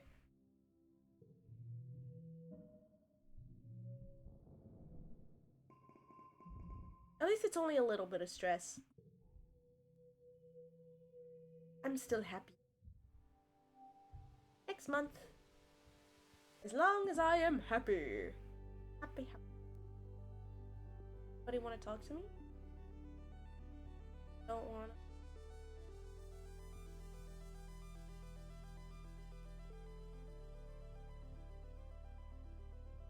Oh, school. Should I go to school again?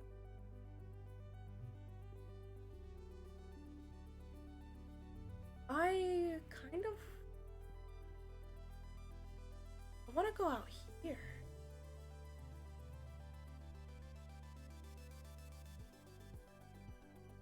What am I already at? Like, what are my stats right now? Pretty brave. And empathetic. I've got decent perception. My reasoning's good. Sure. Sneak out to explore. Why does it look... Events in this area can be done in any order. They won't cause time to pass, but will increase your stress. Return home via the expedition's flag or the home button at the top left of the screen. Watch for collectible items. Gifts. Events respawn at the beginning of each year and new collectibles appear every season.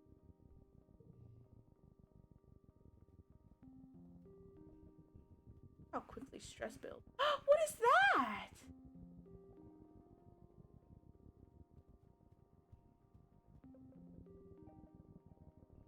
Ooh, you know what? I'll focus on him first. You slipped through the drain pipe out the colony before anyone saw you. Anyone, that is, except for a dark form watching you die. Is that Dice? He turns and disappears into the jungle. Now you're sure of it. That definitely was Dice. He's not allowed outside the colony either. Follow him. You scamper after him through the bush. Needles of branches and brambles scraping at your arms and legs. Without a proper gyro suit, you get all scratched up. It is fast. You quickly lose sight of Dice and can't find his trail again, but you do learn something by trying. Crap! Okay. This.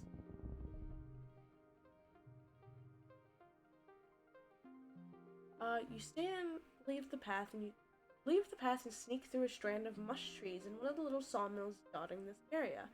Small but busy operation. 3 people feeding mush tree logs into some kind of machine while a forceman directs a 4-legged robot with a plasma saw mounted on the front. Stay and watch what they're doing. Ooh. One tree crashes down. It almost seems like the others are wincing. Oh. Probably just your imagination, though. They aren't planting new ones or leaving any behind. They aren't planting new ones or leaving any behind. You know the mush trees grow every year, but overgrow when you cut down everything like this? They're wincing? I mean, everything on this planet does seem very alive. Yeah, I don't like that. It's giving the Lorax, you know? Ugh. Even the smaller trees and bushes are getting ground up for mulch. With a scary big grinder that sounds like a roaring. The entire process makes you uneasy, but also proud of how industrious the colony is. Time passes, plus 50 stress.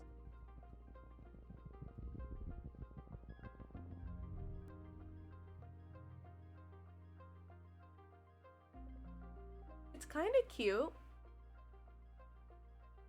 Are these also eyes? Is it kind of odd? Your way is blocked by a strange small creature with 1 foot and 4 large eyes, 2 of which blink sideways in the top of its head like frog eyes. Oh, this must be a hop eye. You've heard people talk about them, but you've never seen one up close.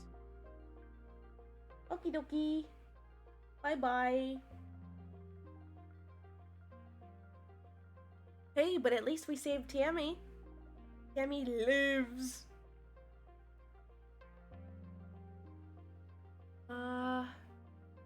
It keeps thumping its foot on the ground really loud. What's its deal?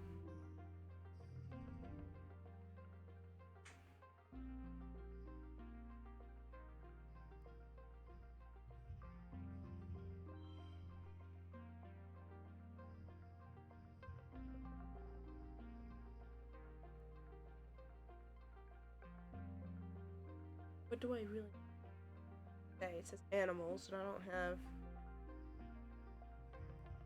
No.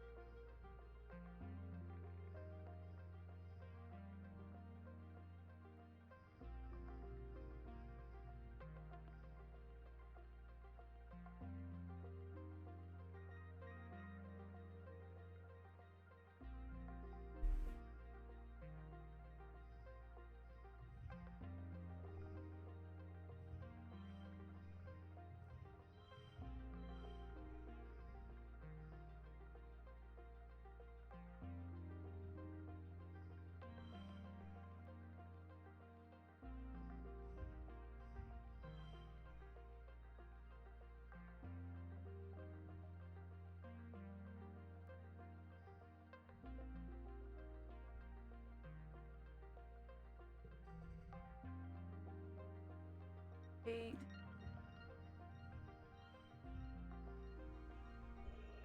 Oh, I did it.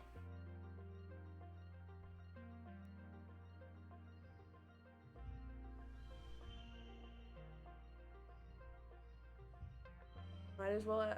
Oh. Super goal.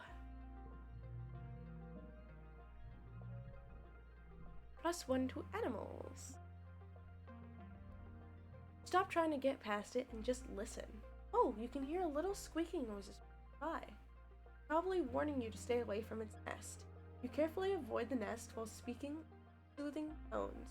The little agitated guardian titters warnings at you, but it eventually lets you by.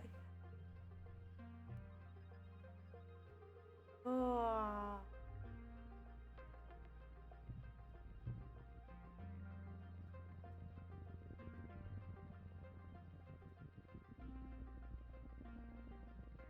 How far do I go?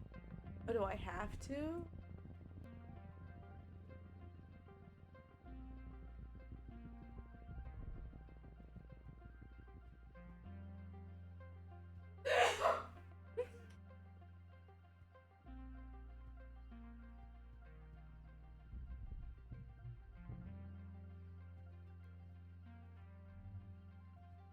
Oops.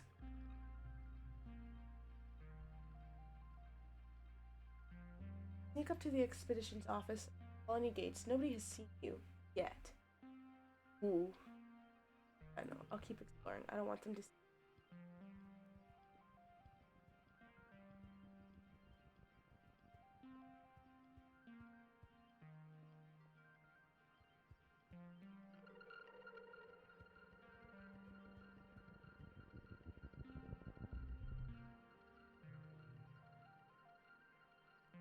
Plants grow fast during pollen. They've choked a path here, and you can't see an obvious way through.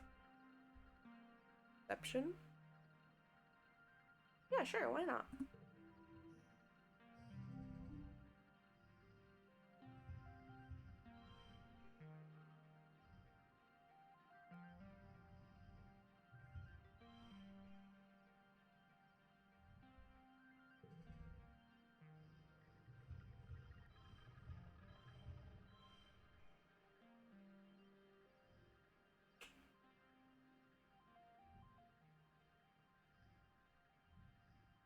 +1.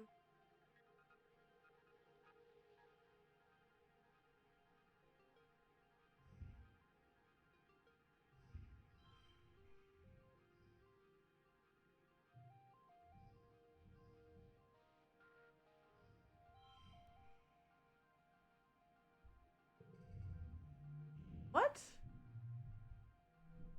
How?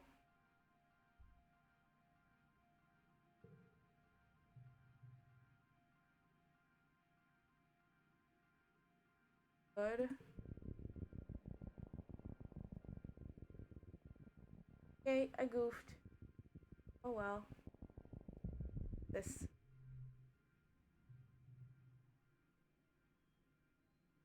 You stop for lunch, eat earth treat grown from your own green.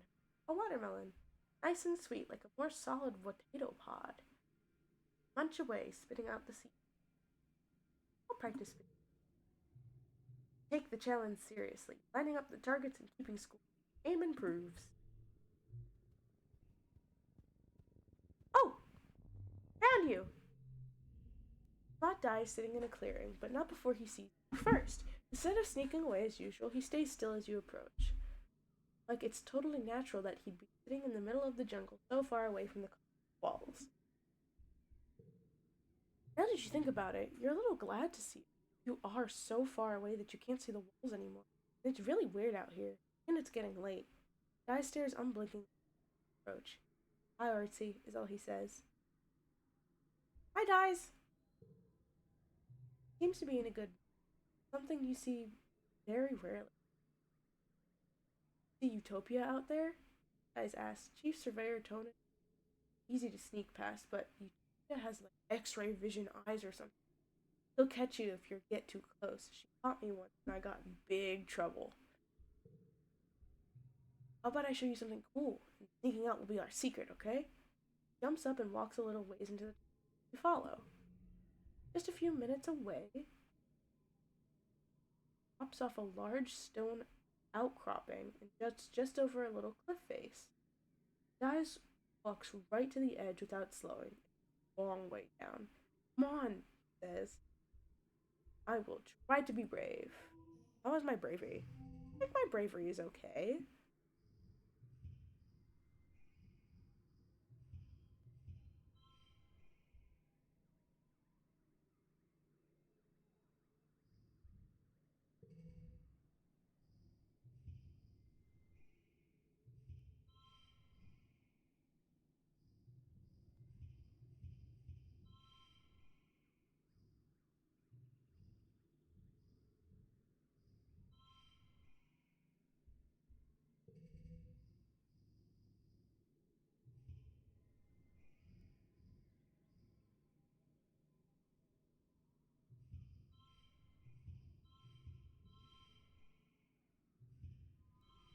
I did it!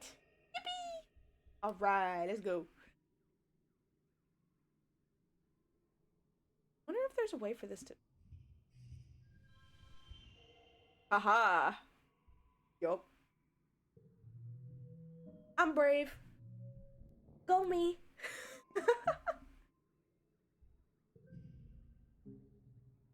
Whoa! You bravely step onto the rock and walk out to the edge with Dice. You both sit down, feet dangling over the precipice. You look out at the amazing view. It's incredible. Snap a picture with your hollow palm, but you won't share it on the net. This is your secret, yours and Dice.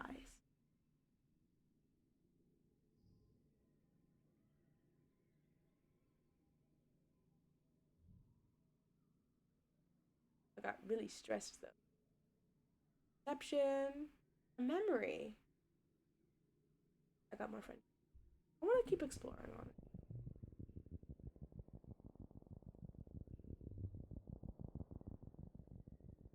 I don't want to go towards that. That looks like it could hurt me.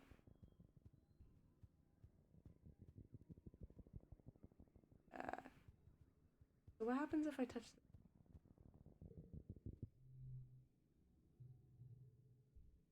I'll go home.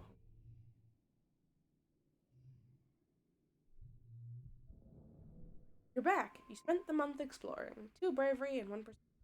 And another friendship with Dies. That was kind of fun. Kind of dig it. Kind of dig the exploration. Hello.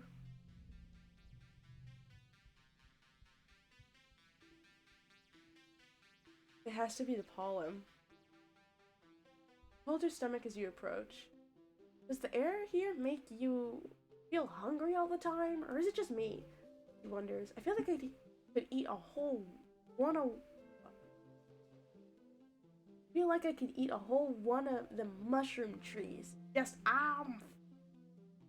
Mime's shoving a whole giant mushroom in her mouth. Do I have anything? I don't think I have anything.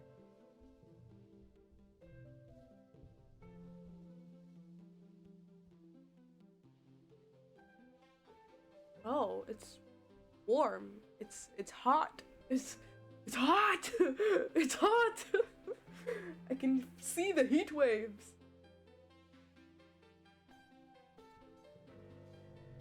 Hi, Tammy.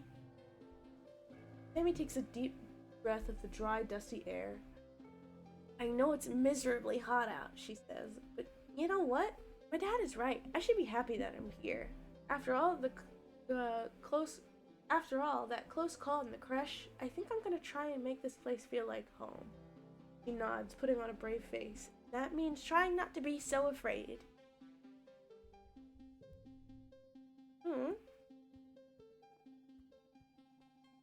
Don't want to talk to her.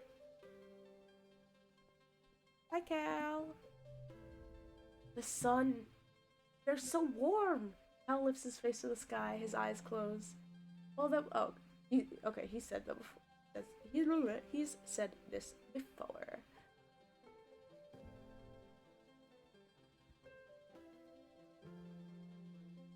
Is a little man over here? Oh, he's probably out there. Oh.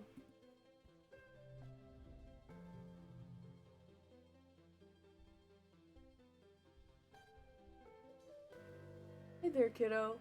Uncle Tonin blocks your way with a smile. I'm afraid expeditions are off limits for now. It's not safe out there for kids. Better toughen up so you can join the squads when you're older. I want to view the map. Okay.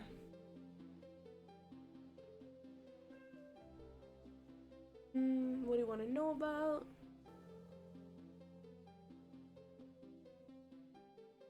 I'm assuming nearby is where we are right now. I want to know more about the plane. Lie far north to the colony, with a higher elevation and natural tilt of the planet makes bromidic snow fall more regularly this season. Though prone to sudden storm flurries, the plains are a relatively safe space to explore, filled with mostly herbivorous geofauna.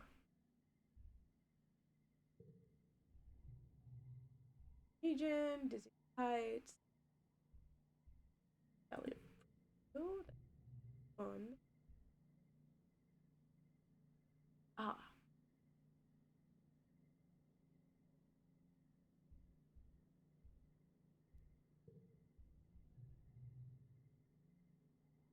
Dangerous animals and hazardous weather conditions. Exploration in the only to be caution. What animal? Uh, heard about the what's Manticore? Highly intelligent and predatory. Their plumage causes changes according to the season. Their bodies composed almost entirely of dangerous weapons. Do not approach. Float cat. Cumbersome-looking creatures are actually lighter than air due to large helium sacs on dorsal and ventral sides. Careful balancing of helium and urine allows for their elevation. They produce a salty, high-protein, milky substance when they're young, also nutritious for humans. Okay. I already know what Popeye is. Okay. Hmm.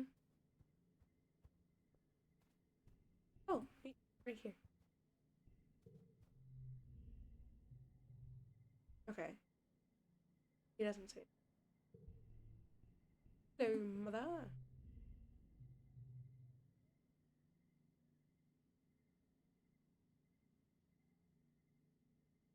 Your mom looks annoyed. Oh dear. Part C. She begins to sigh. I know we said you're mature enough to decide your own schedule now, but don't prove us wrong. If I find out you've just been playing holo games in your quarters all day, I swear. I wasn't.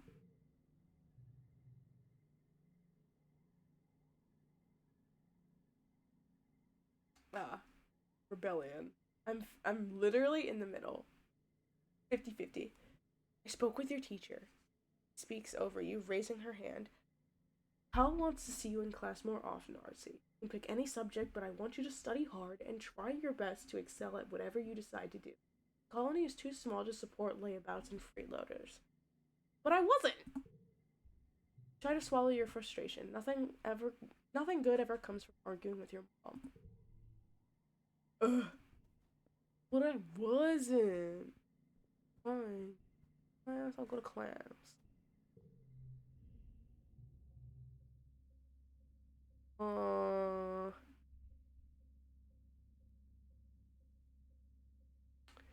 Guess I'll do life science again. Hmm. You can register for engineering classes.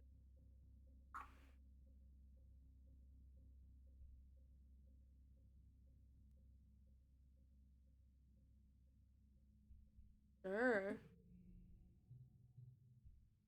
Using Congruence's HoloNet scheduling system, it's almost a test on your own. You feel like a hacker now using interface, but manage to add your name to the list of drop-ins.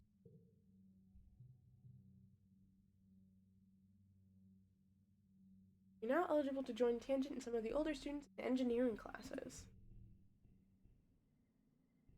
Cool. What do I want to do? Do I want to babysit again? I don't think I want to babysit again. That was fun for a little bit. But I've done a little bit of everything. Oh! Well, no. Not anything here yet. Oh. Toughness.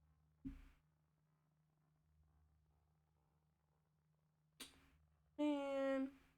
Physical strength. Oh. Bah. Gotta play more, I guess? I guess I'll come over. I will play a sports ball. That's just one. What am I at? I'm at 8. Yeah, I'll play. Bending rules a little bit for the younger players, but you don't mind. It's important to start the kids on loving sports ball when they're still young and have tons of energy and enthusiasm. Mom is really good at getting them interested. Besides, who doesn't want to play a variation on the game where you have to crab walk everywhere?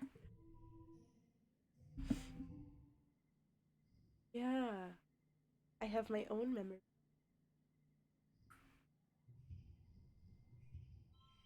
Okay. Oh, I win. Let's go.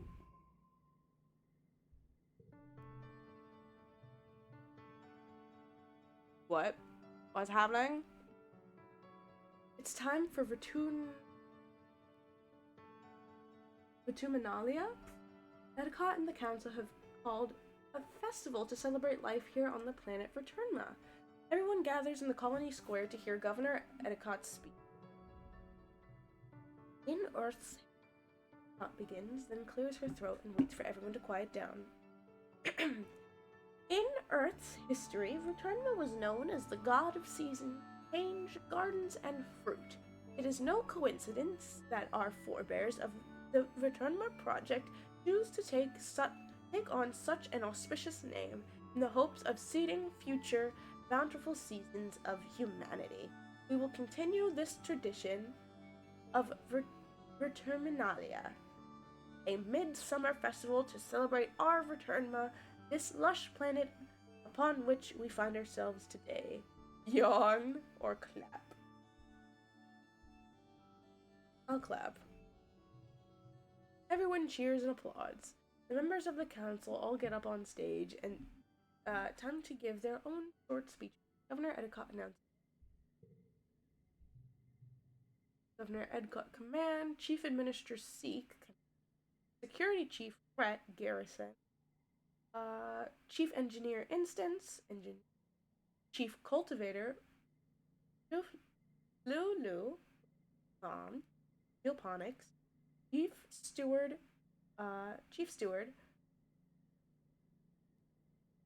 Oh, okay, so that's Auntie, I think. Quarters, and then oh my god, Chief Surveyor Melatonin Expedition. When it's your mother Lulu's turn, she announces that tonight you'll be eating some of the very first crops grown from Returnian soil. Your eyes go to the feast. Aboard the stratosphere,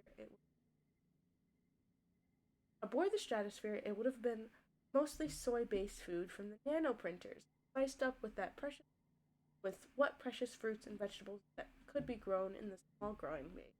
This year, the Earth's plants look less robust than usual, but they're supplemented by some Virginian plants that you've come to juicy potato pods and slabs of edible fungi. Edicott takes stage after everyone on the council has said their piece. What is a festival without festivities?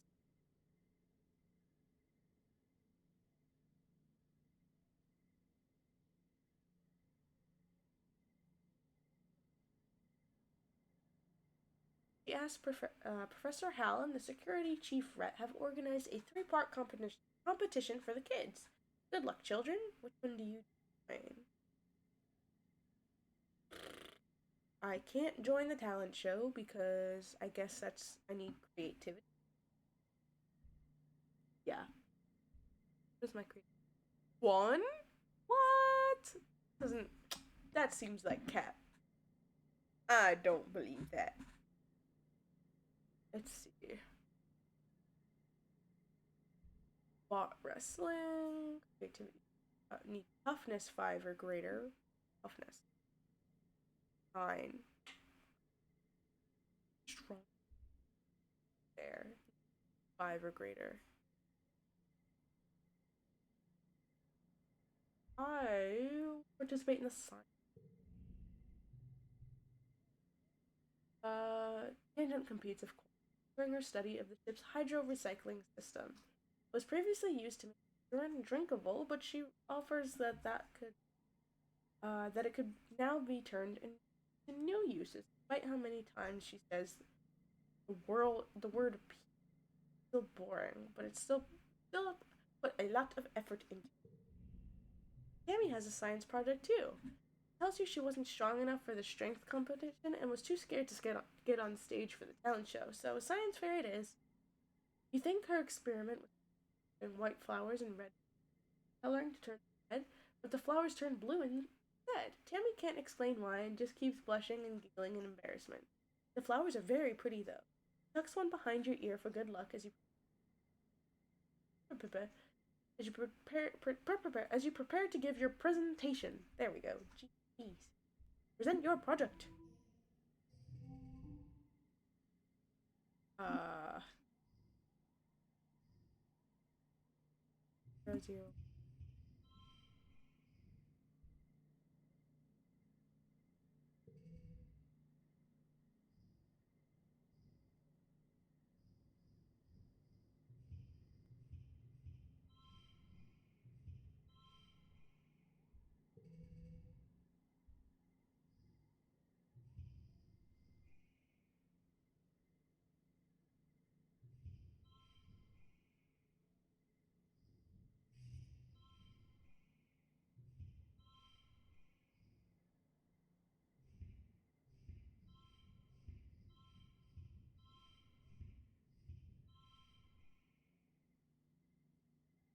Uh,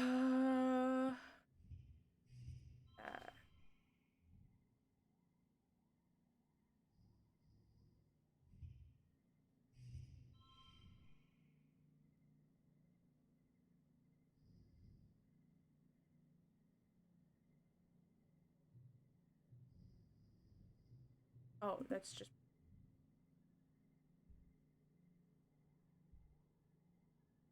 Oof. Why not have 45 stress to give? Ugh. On.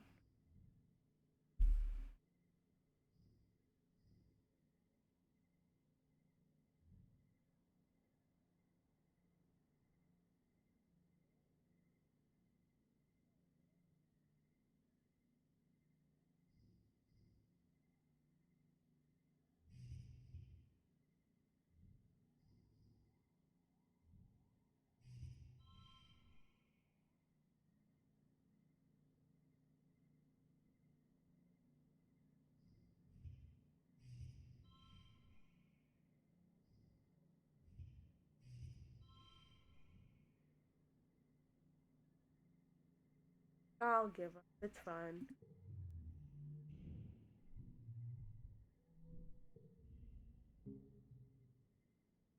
I tried. Tangent wins. She accepts her prize with grace. Expected nothing less.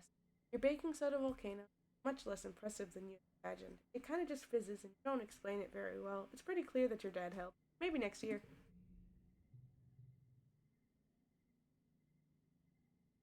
Yay, I'm happy. After the festivities are over, everyone takes a time off for a much needed break. During the fierce heat of dust, a few days' rest is exactly what you need. Feel refreshed. Early dust. Mid dust.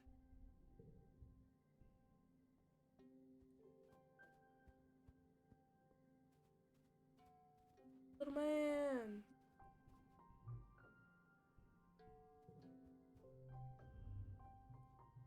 Slip through the colony, feeling a breeze from the mushroom forest ruffle your hair. You look around for Dyes, but he's nowhere to be seen. Maybe he went to class today? Probably not. As you're about to return to the colony, you hear what sounds like crying from one of the expedition vehicles. You pull back the tarp that keeps it from being blanketed in fungal spores. You find Dyes curled up in the cabin. He wipes his eyes and turns away. Go away, mutters. You okay? Fine. Leave me alone. Persuasion 10 or greater. Oh, perception. How do you get persuasion? Talk about it?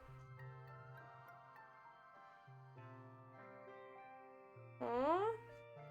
Why don't you go ask my sister? He mumbles. Tang is so mature. She knows everything. I'm just a sensitive little crybaby who doesn't know anything.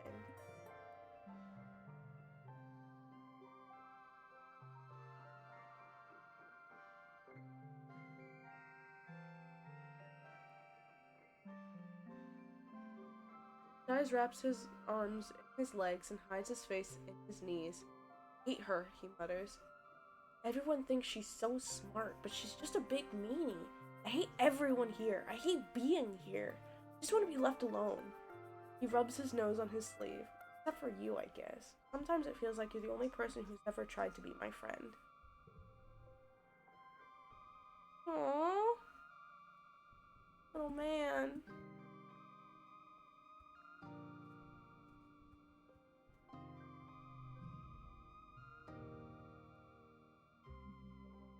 Oh, I got a card.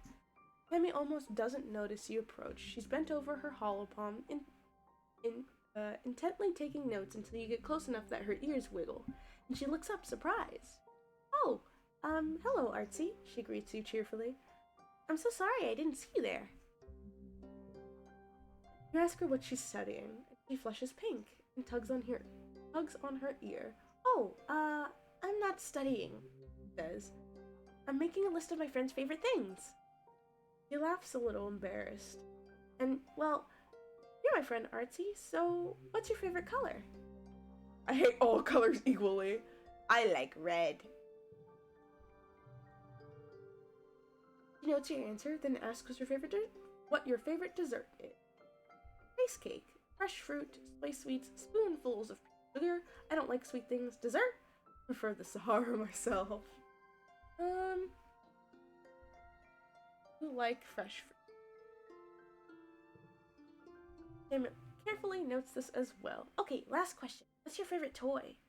Stuffed animals, hoverboards, dolls, and action figures. My holopalm. Toys are for immature children. No, I do love stuffed animals.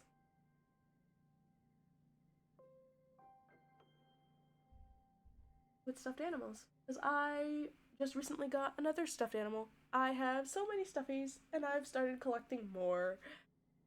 So, stuffed animals. Okay, now I know what to get you for your birthday. Ask her what her favorite things are. She presses her index fingers together. I like the color yellow, and my dolls, and my favorite sweet is cake. Awesome! Tangent is watching a construction crew build scaffolding for the new engineering pavilion. They're using mushwood, so light that one person can easily lift a 10-meter long pole and stack it into place. She points towards them. Human beings are so great, don't you think? Before we landed, this was all just dirt. Now it's civilization. I've been learning about adaptability, writing, and biology class. The books say it. What sets it apart from the animals. It's what sets us apart from the animals. Like we don't need fur because we have clothes, and if it's too hot, we can take air conditioning instead. Yeah, totally. Also, we can sweat. Maybe the animals have an adaptation.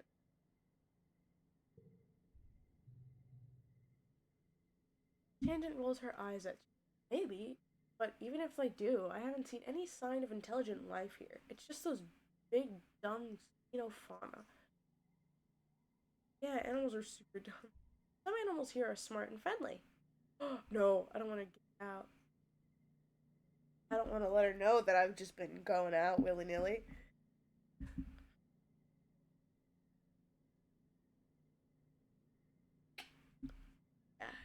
Yeah, animals are super dumb.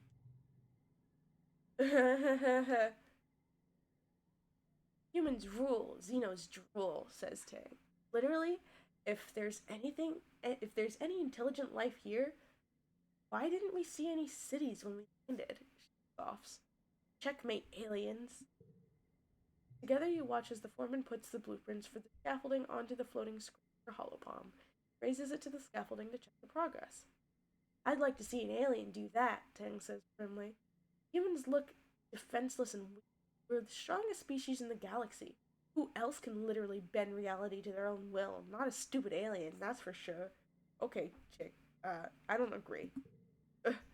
She puts one finger to her chin. I'm living proof that humanity is greater than our biology. All of us are, really. Without our genetic enhancements, we're the next step in humanity's evolution from great ape to galactic super species. Okay. Cool. He never wants to talk to me. Fine, bye.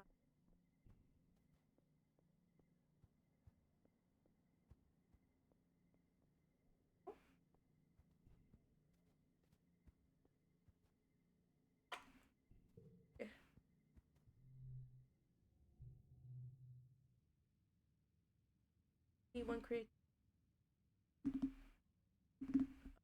I didn't finish. Back. One friendship with Tammy. Stress. Classes. What? Oh yeah, I got engineering now. Biology, reasoning, engineering, reason, creativity, equation. What this? Welcome, Artsy. Professor Hell greets you. I hope you're all warmed up and ready to study the glorious humanities, history, literature, language, media, and philosophy. And yes, if you're lucky, we'll have a little ancient earth poetry too. He seems excited about the last bit. Okay.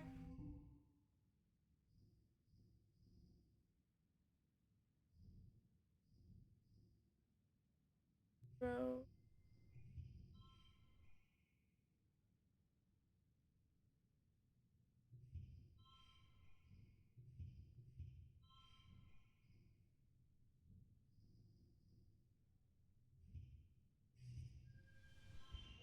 there we go. Aditi. Oh, that's neat. Oh, such. Oh,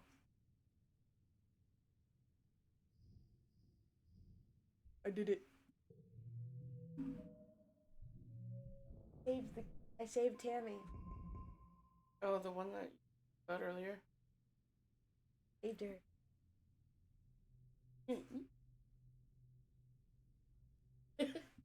Yeah. It's been done for like ever. I know. I know. I had priorities. I had to save Tammy because I was not about to cry again. Because that was so depressing, and I really didn't want to look at Cal's face. Because he really, like, that's what really made me cry. Looking at Cal, that was. Oh, it was so sad.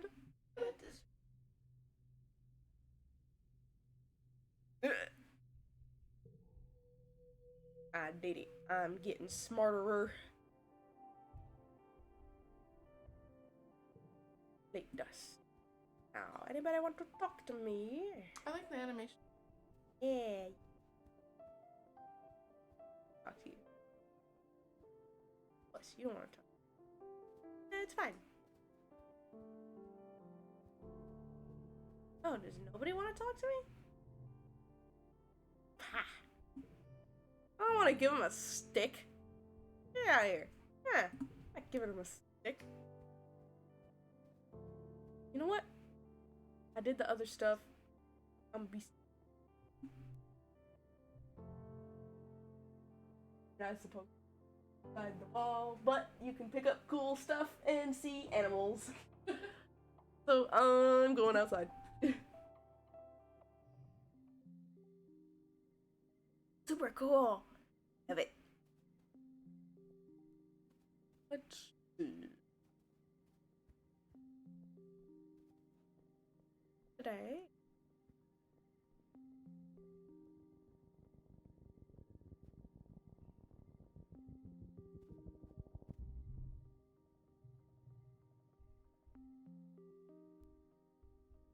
Perception? Oh, yeah. I'll do it.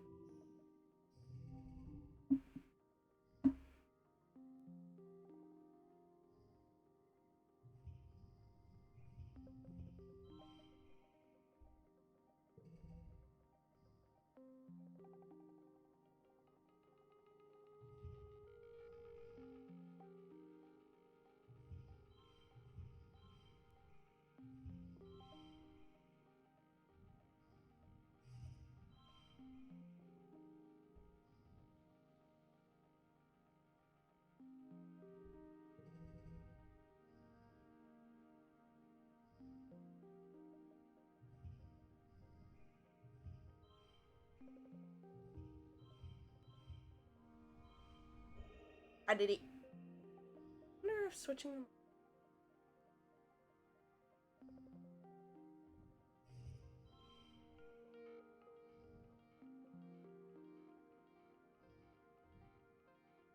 Yeah.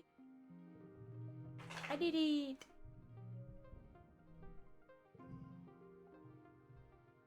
Set your eyes hard against the swirling dust and somehow manage to walk through it in a straight line. Once you pass through and around, the dust storm settles, and you wonder if walking through it somehow caused it to die down. Okay.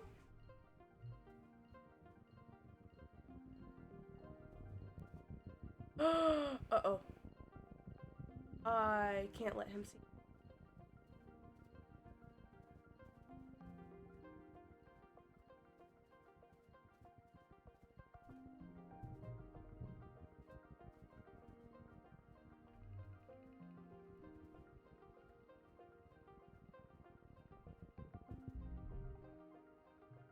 At the top of a rise off to the east, you think you spot someone watching you, dressed in black. Is that Dyes? They look. Oh no. Look way too tall to be Dyes. Another surveyor? Link in the figure is gone. This has been my imagination. I'll go look. Yes. Bushwalk down to a valley, up the other path to where you thought you saw them standing.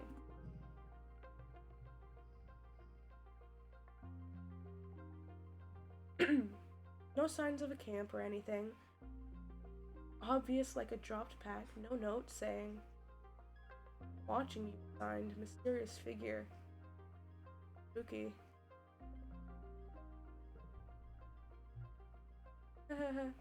Very spooky. Oh, I really don't want him to. Oh, is this that float cow?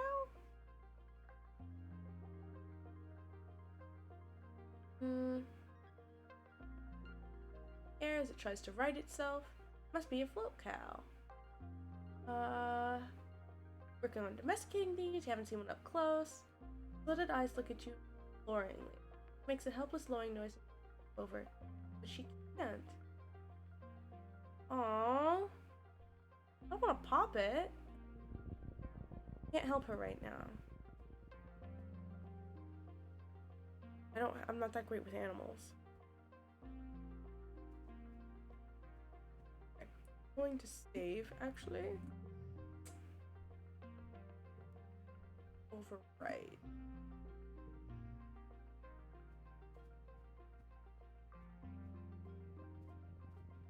Ah! Don't look at me!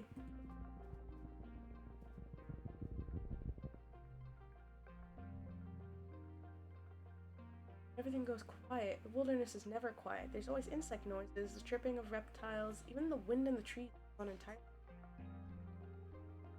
Bravely continue on.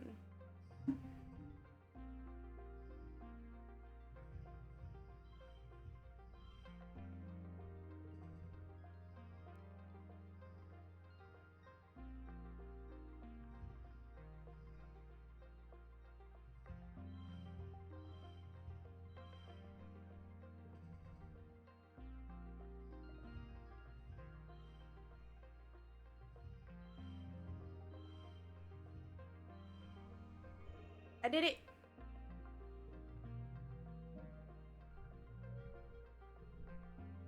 Walk through the quiet area, the noise starts up again. The mystery will have to remain unsolved. Spooky.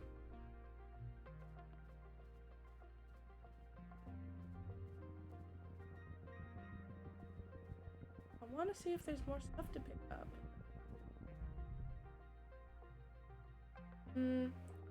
Ahead of you, the road curves right, and there's a steep hill leading off to the left. You bet there's a really great view from the top of it, but it's going to be a scramble to get up there. Hiking! You leave your pack in some bushes at the base, so you'll be lighter on your feet, then start the trek. It's tiring and even steeper than it looks from the bottom. Some broad mushroom-capped trees provide shade. The view from the top is spectacular. Yeah, I'll resist temptation.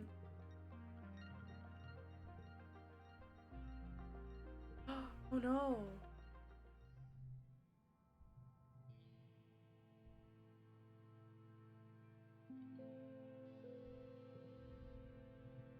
Crap! Dang it. I knew he was gonna find me. And straight into the barrel of the chest of the Chief Surveyor Tonin. Well, well, well, he says, and tries to put on his sternest look. It fails.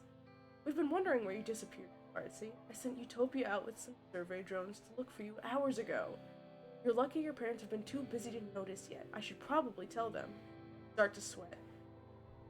But maybe you've already learned your lesson, he chuckles, his big hand clasped your shoulder. No more playing outside the gates, okay? I'm sorry.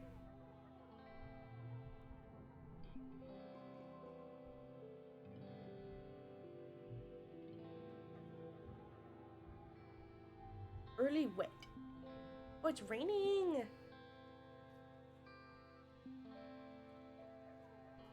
Hi, buddy.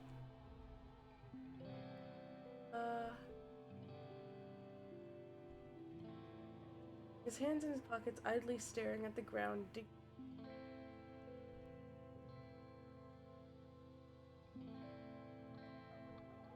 Hey.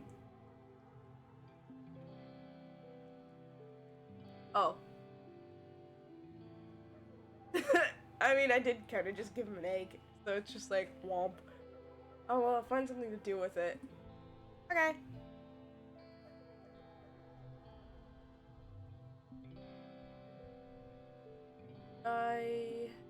Unless somebody wants to talk to me? Oh, Dad wants to talk. Hi, Dad. Aww.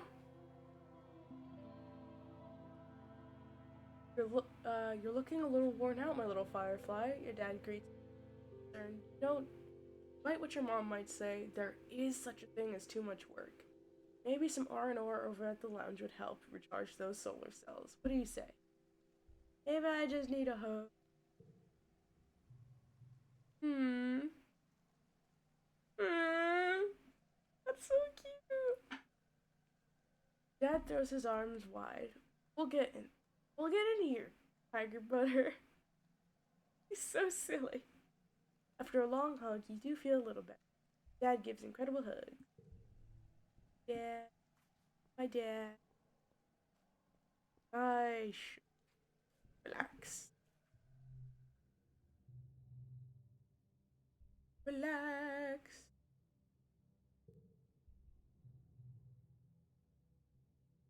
It's nice to take some time off.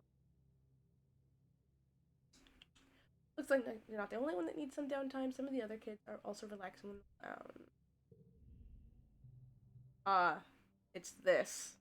I knew this was gonna happen because she's a biatch. She's a brat. I hate her. Not slay. Okay, but you do stink. Hear Mars defend herself.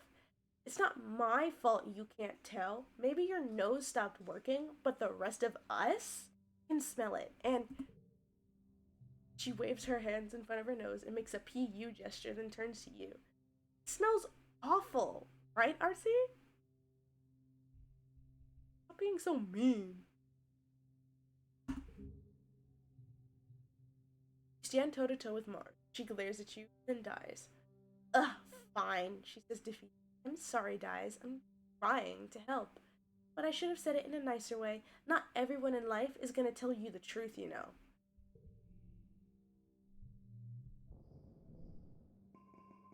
I don't want to forget either.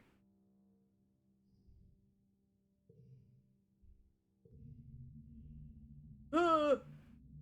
Having a terrifying familiar dream, a monster crashing through the walls, unfathomably large, every part wriggling and moving, searching for something. Tramples through the colony as time shifts to the wreckage of your home. Something, tears shrieking down dust-covered face. You left heavy debris, searching.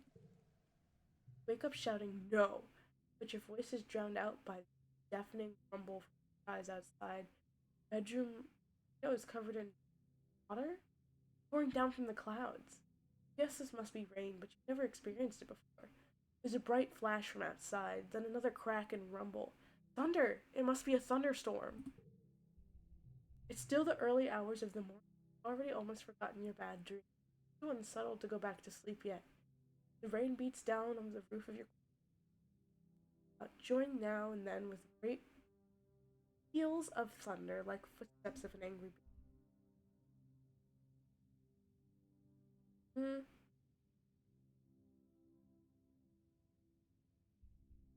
In the rain. Part of me feels like it's not safe. I want to spend time with everyone as much as possible. I don't know what's happening. I'm gonna go to my parents.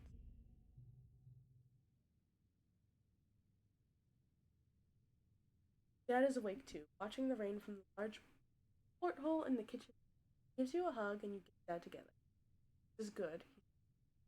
It means we'll have plenty of water for our crops. Pure, healthy water. Just like on Earth. Everything is going to be okay, my little. I'm a potato. I love that. Hug your dad tight. Hope he's right.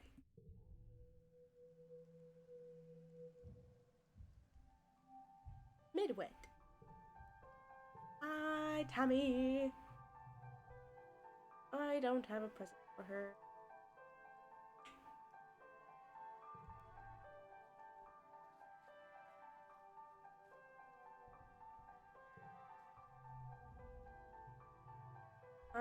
I don't want to. Hang on.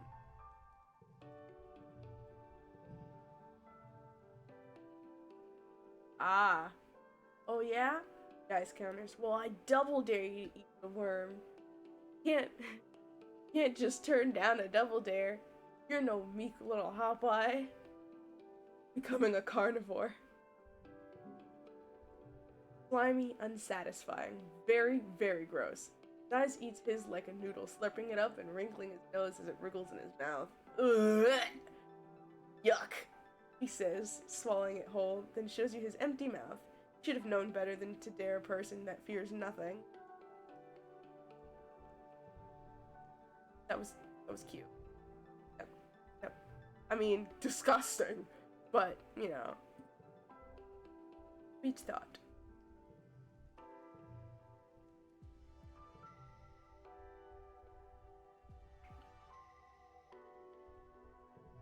I will keep those, but the rest of these go.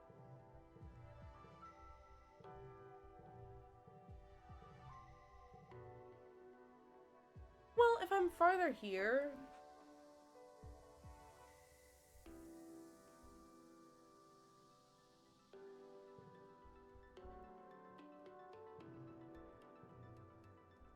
So.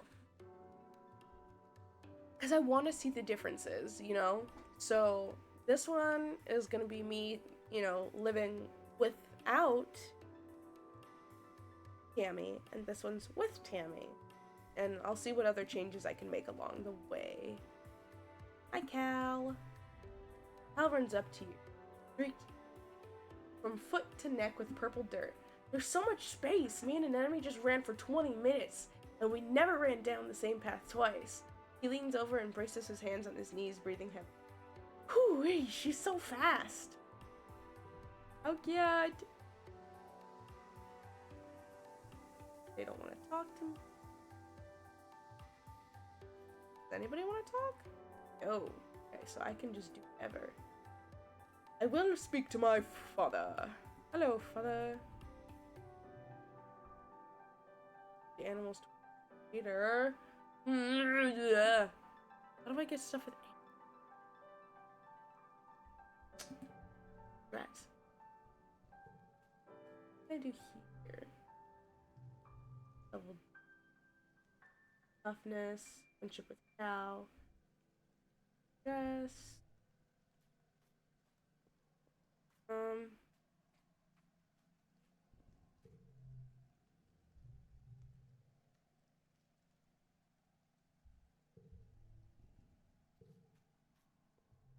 Glasses.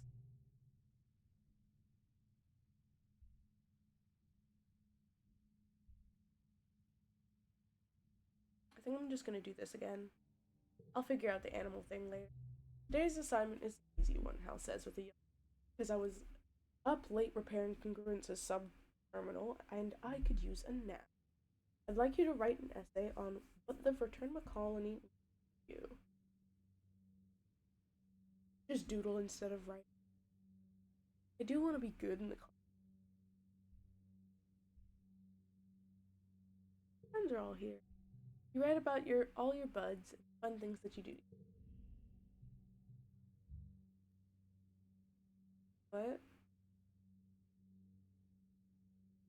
When Hal wakes from his nap, he asks a few students their essays to the class. Miles is annoyed that you hardly mention her. Well, you aren't really friends, so. Yeah, I'm at friendship 0 with Mars, so. Get to work.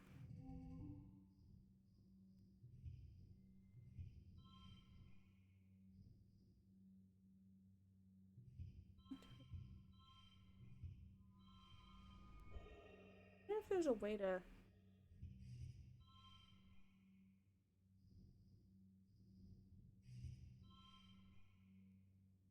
Huh.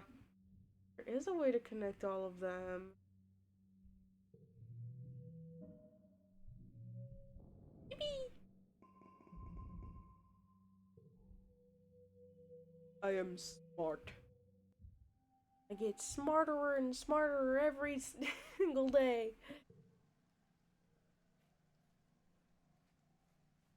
Slowly walking. Oh, excuse me. Big ol' yawn. Anybody want to talk to me yet? Anybody? Anybody at all? Nobody? Nobody at all? Mother. She just has the same dialogue.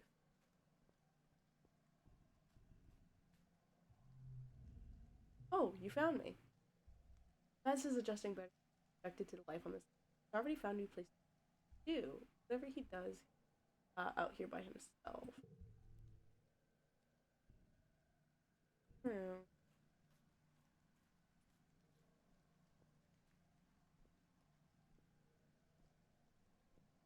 I know I got caught already, but do learn a lot of stuff out there. 7 events remain, 5 collectibles. Events respawn in quiet. Ooh, collect. Me want collectibles. I'll be safe. Surely everything will be just fine.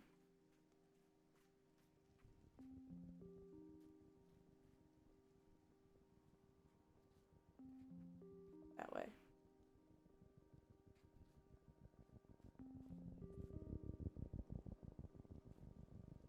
I'm still afraid of this thing. Really want to interact with it. This. Oh. Keep exploring. Floor.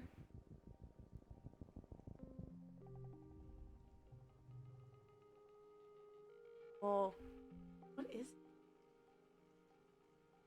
Is this the mantis? No. I don't like it. There in the clearing, the most majestic creature you've ever seen. Like a unicorn from your dad's storybooks, but with leathery reptile skin that shines when the light hits it and moves softly, like it doesn't even disturb the ground. It could be dangerous, but you want to see what it does. Quiet as possible. Yeah, I'll be fine. I should be fine. Wait.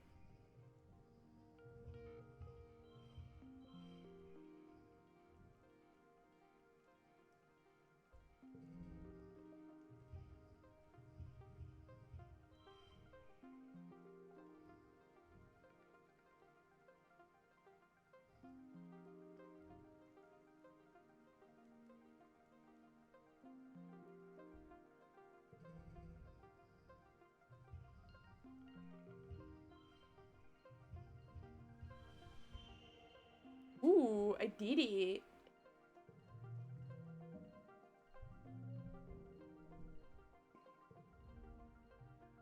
Ooh. Settle in to watch it from behind a strand of mush tree. Unisaur looks up toward you. Startled by your movement, try to hold perfectly still and quiet your breathing. After a tense moment, it goes back to its business. First, it sniffs out a good tree, then rubs the scent glands on its neck against it thoroughly. Then it... like a crystal waterfall on a rock. Everything it does seems magical. You quietly take a picture with your hollow palm, but you know you can't share it or you'd get caught for sneaking out.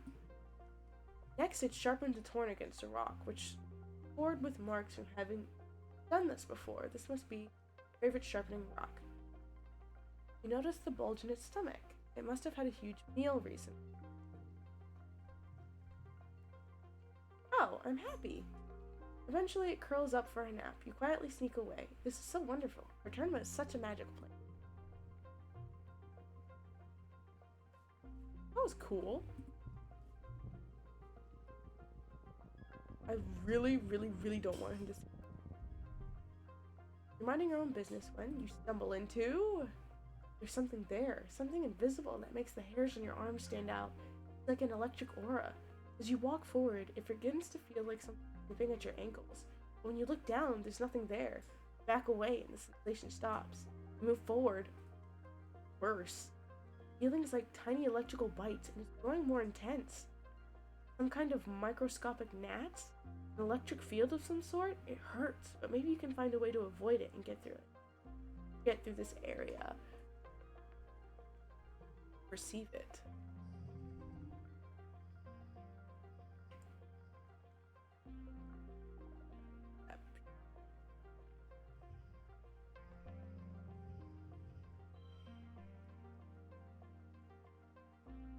Sure.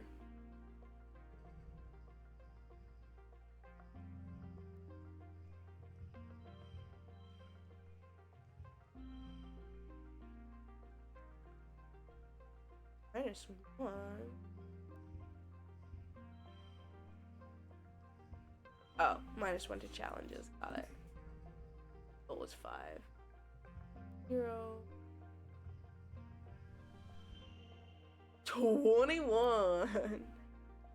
Super goal.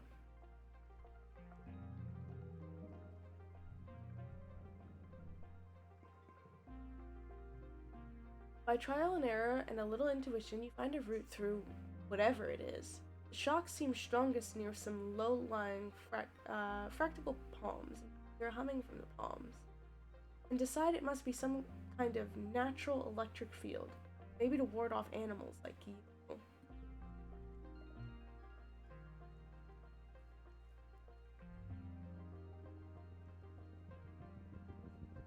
Probably shouldn't be going this far.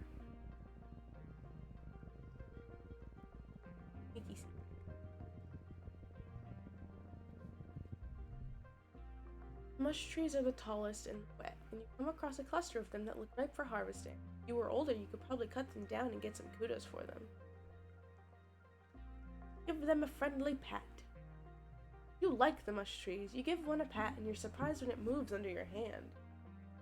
It's not the tree though, but a camouflaged creature lying against its trunk. Small and looks a little like an octopus or a starfish. Lots of long legs wrapped around the tree, like it's giving it a hug. Perception, +1 animals.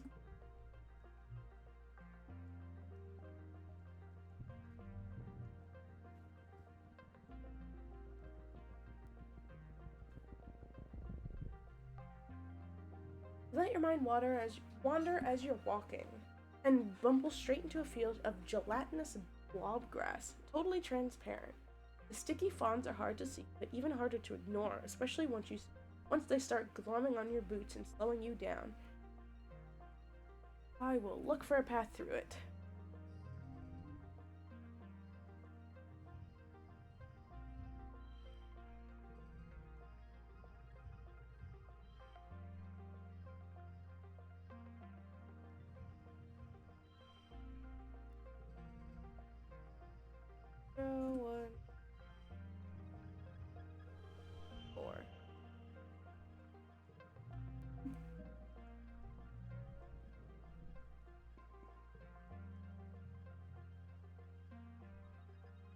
made it through.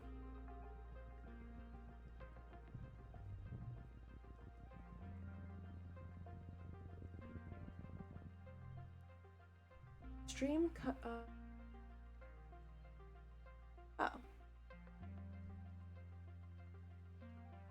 Oh, am I not happy? Oh. Like, kinda stress. Ooh. Yeah. Kinda not digging it. It's fine. Everything's fine. I'll jump over it.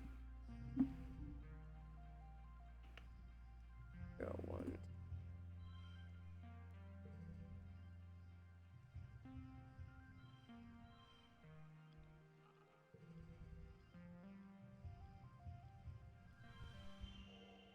Success. So good at this.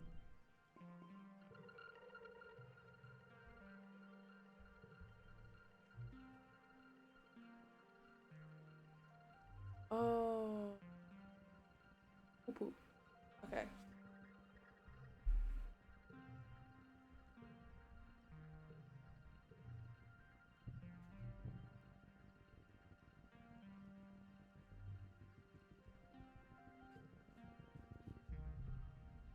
Well, Uncle Chief Surveyor is bumbling about preparing some automated survey about equipment in a clearing. Very cautious. Jumpy even. But he's making a lot of noise. Every few minutes he'll pause, listen, surroundings, then go back to banging away. Shouldn't be hard to avoid if you don't want to get caught sneaking out. Sit down.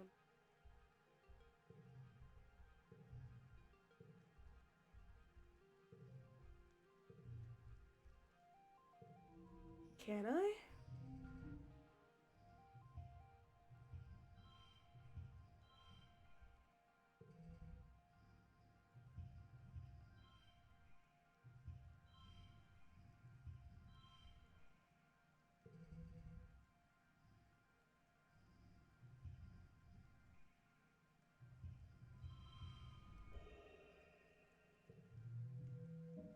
I did it.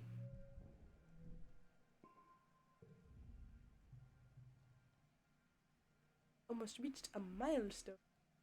Peek past Chief Surveyor Tony, walking while he makes ducking down, stops to check. Too worn out and tired to continue. Have to go home now. You're back. I was learning.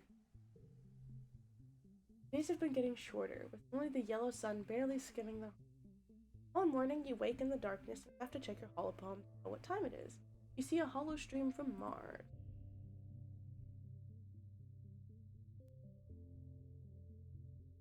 Good morning to all my pals, even if you can even call it morning. They've named it glow season, because like everything is crazy glowing out there in the dark. I'm staying the heck inside for the next month. What's the point in even going out if you can't see anything? It's going to be a long, boring month. Oh wait, it looks cool out there. Peek out the window. The wormhole is the biggest you've ever seen it. It's like a massive fiery ring in the sky. The planet must be very close to it now. And out in the jungle, something new is taking. The plants are flowering, glowing, iridescent blooms, and everything is full of life. There are strange new sounds, long hooting calls and gurgling roars. After Mars's message is a notice from the council warning everybody to stay safe inside. Timmy's dad and the other surveyors have been called back and the gates are closed for the month. There is a tension in the air, as if everybody's waiting for something.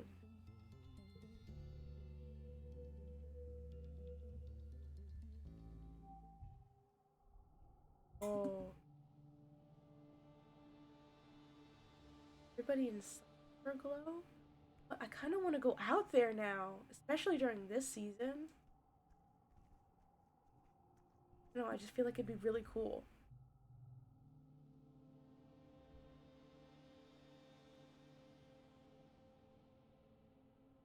Eyes are staring off into the wilderness outside. The wilderness outside the gate feels different. I don't know how, just different. You ask him what he means, but he just shakes his head and stuffs his hand in his pockets. Do I have anything? No, I have a stick.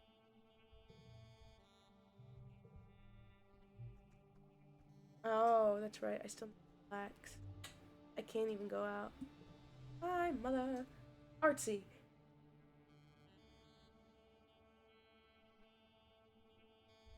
Your mom stops you as you walk by. What are you doing out of our quarters? It isn't safe out here. It doesn't seem very dangerous. I'm going to school. She nods with grudging approval. Fair enough, she replies. Stay close to the stratospheric. Got it? We don't know what's out there this time of year. As you walk away, or just out of earshot, you hear her mumble, stars. It is beautiful, though. I'm lay down. Relax in the lounge.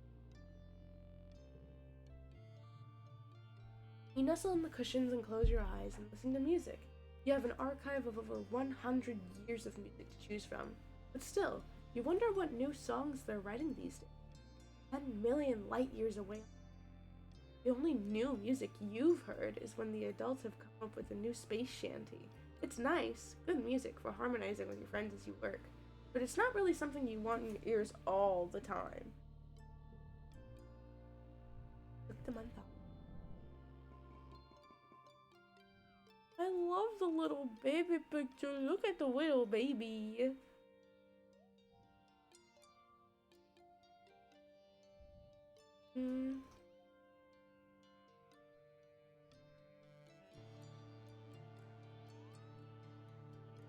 I'll keep both. Yes. Uh-oh.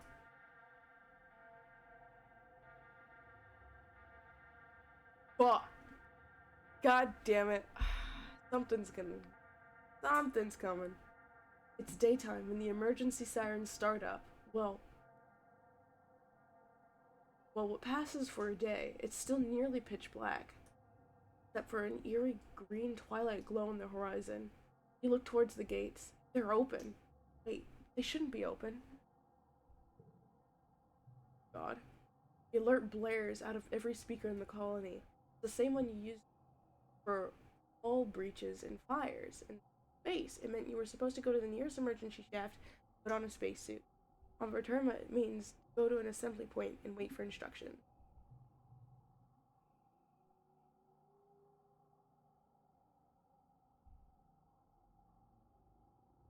The closest assembly point is the children's creche, but from the opposite direction you hear shouting and loud popping noises. Gunfire.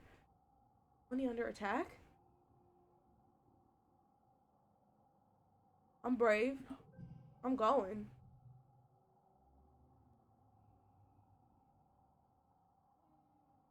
You try your best to be brave and fight back. First you dodge some helpful grown-ups who point you back to the creche, then you head outside to get your bearings.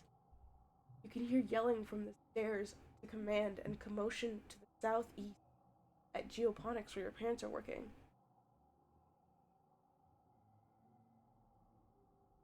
Ooh, I don't like this. Really don't like this.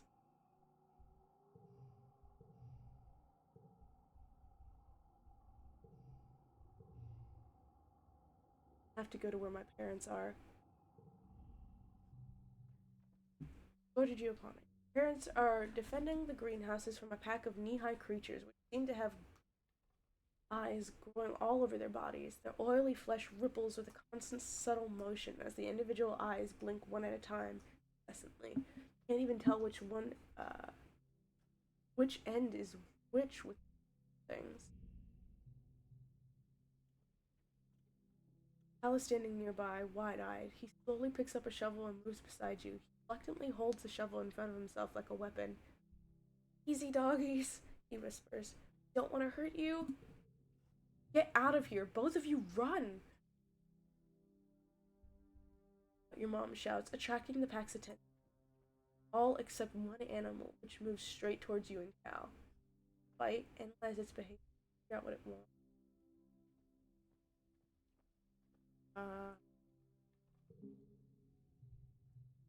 You look into its many eyes and fear. This creature is scared of you. To Cal's amazement, you crouch down and try to look less threatening. Two eyes at random to communicate with. Start to reach out your hand, but the creature is trembling. Staring into its eyes is a way to even frightened than before. Defend yourself. Goal is 27.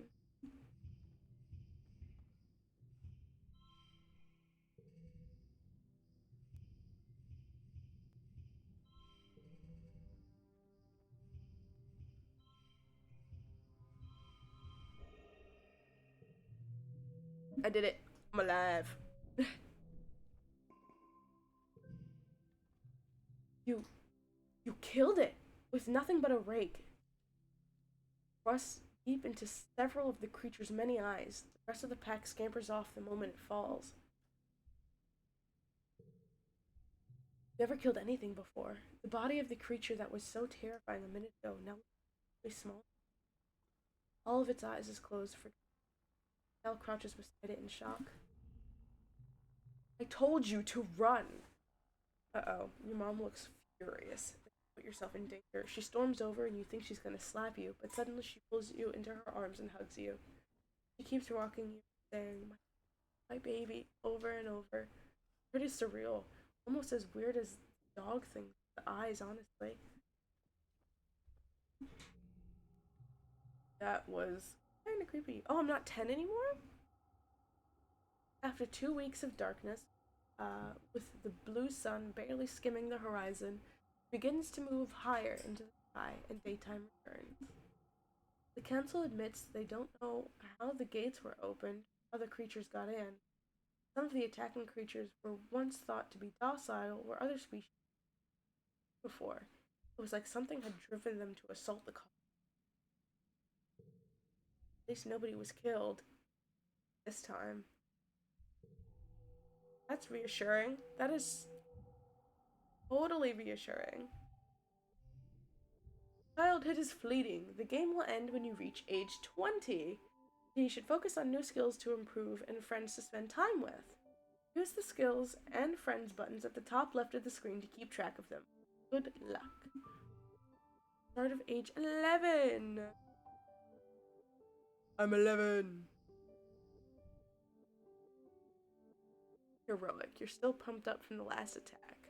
+1 to all physical skill increase for 3 months.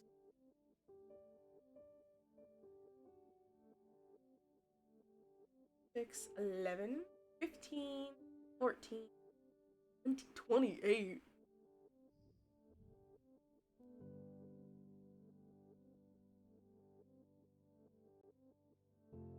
$19, $20 will be at the very end. Okay. 30, 11. And this...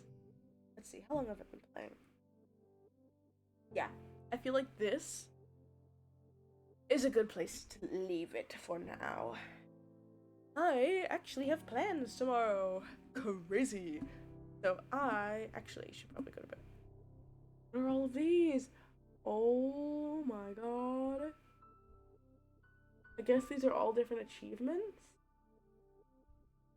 I'm trying to like get a closer look at them. That one looks cute. Some of these look bad.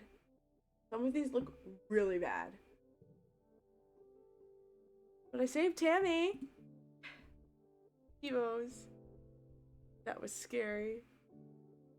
What's out there? Sneak out to explore. Reach the end of 8:10.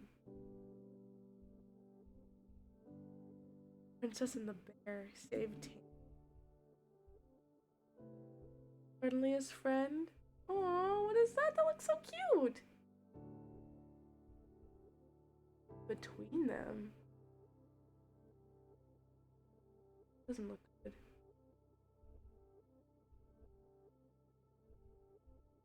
speaker. Who's that? Okay, I gotta stop looking at these. So much stuff. Oh my god. So much. I have. Oh! Why are there so many endings? Oh my god! 1, 2, 3, 4. 4. Oh, wait, what?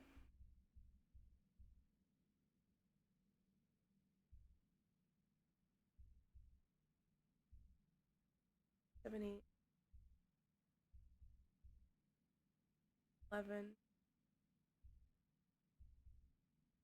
45? 45 different endings. Oh my god. Yeah, I'll save that for next time. That's a next time thing. Here. Wait. Load.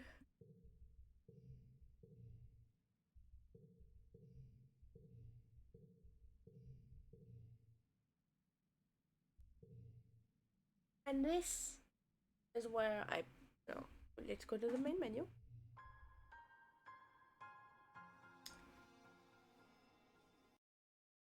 Yeah. And this is where I say thank you to everyone who has joined me today. That was a journey. I am so happy that I was able to save Tammy because oh my god, I would have bawled my eyes out. And I will be playing this again next stream. Either this or Fortnite, depending on the day. Because I like to do Fortnite on Friday when I am not doing anything on Friday. So, I will be playing this again next stream for sure. I definitely want to complete this at least once entirely, like on stream. So, there's that.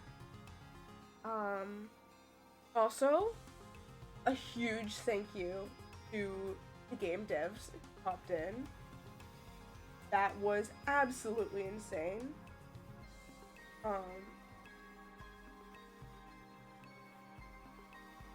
And this game is absolutely amazing. Like, it's so much more than what I thought it was going to be, and I'm already like so much more like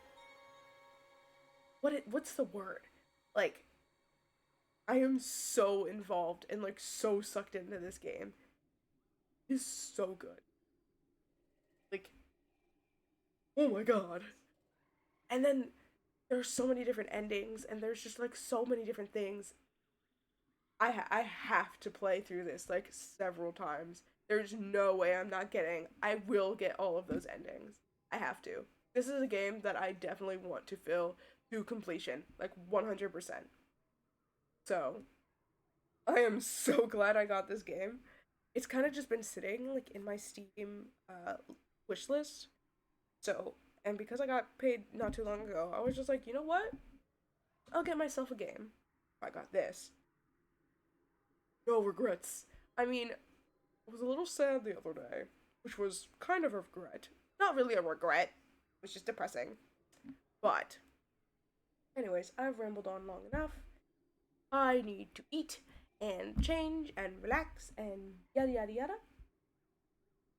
But, thank you to everyone who has joined me today. I am very happy to all of the lovely people who joined. I will be back who knows when. Let's see. I'll probably be back on Tuesday, in all honesty. Yeah, I'll be back with this game on Tuesday. I want to say probably a little bit earlier. I'm gonna aim for an earlier stream, so I'm probably gonna start around 12. Or maybe not 12. Maybe like 1-ish, like 1:30 in the afternoon, perhaps. Perhaps. But yes, I will be back on Tuesday.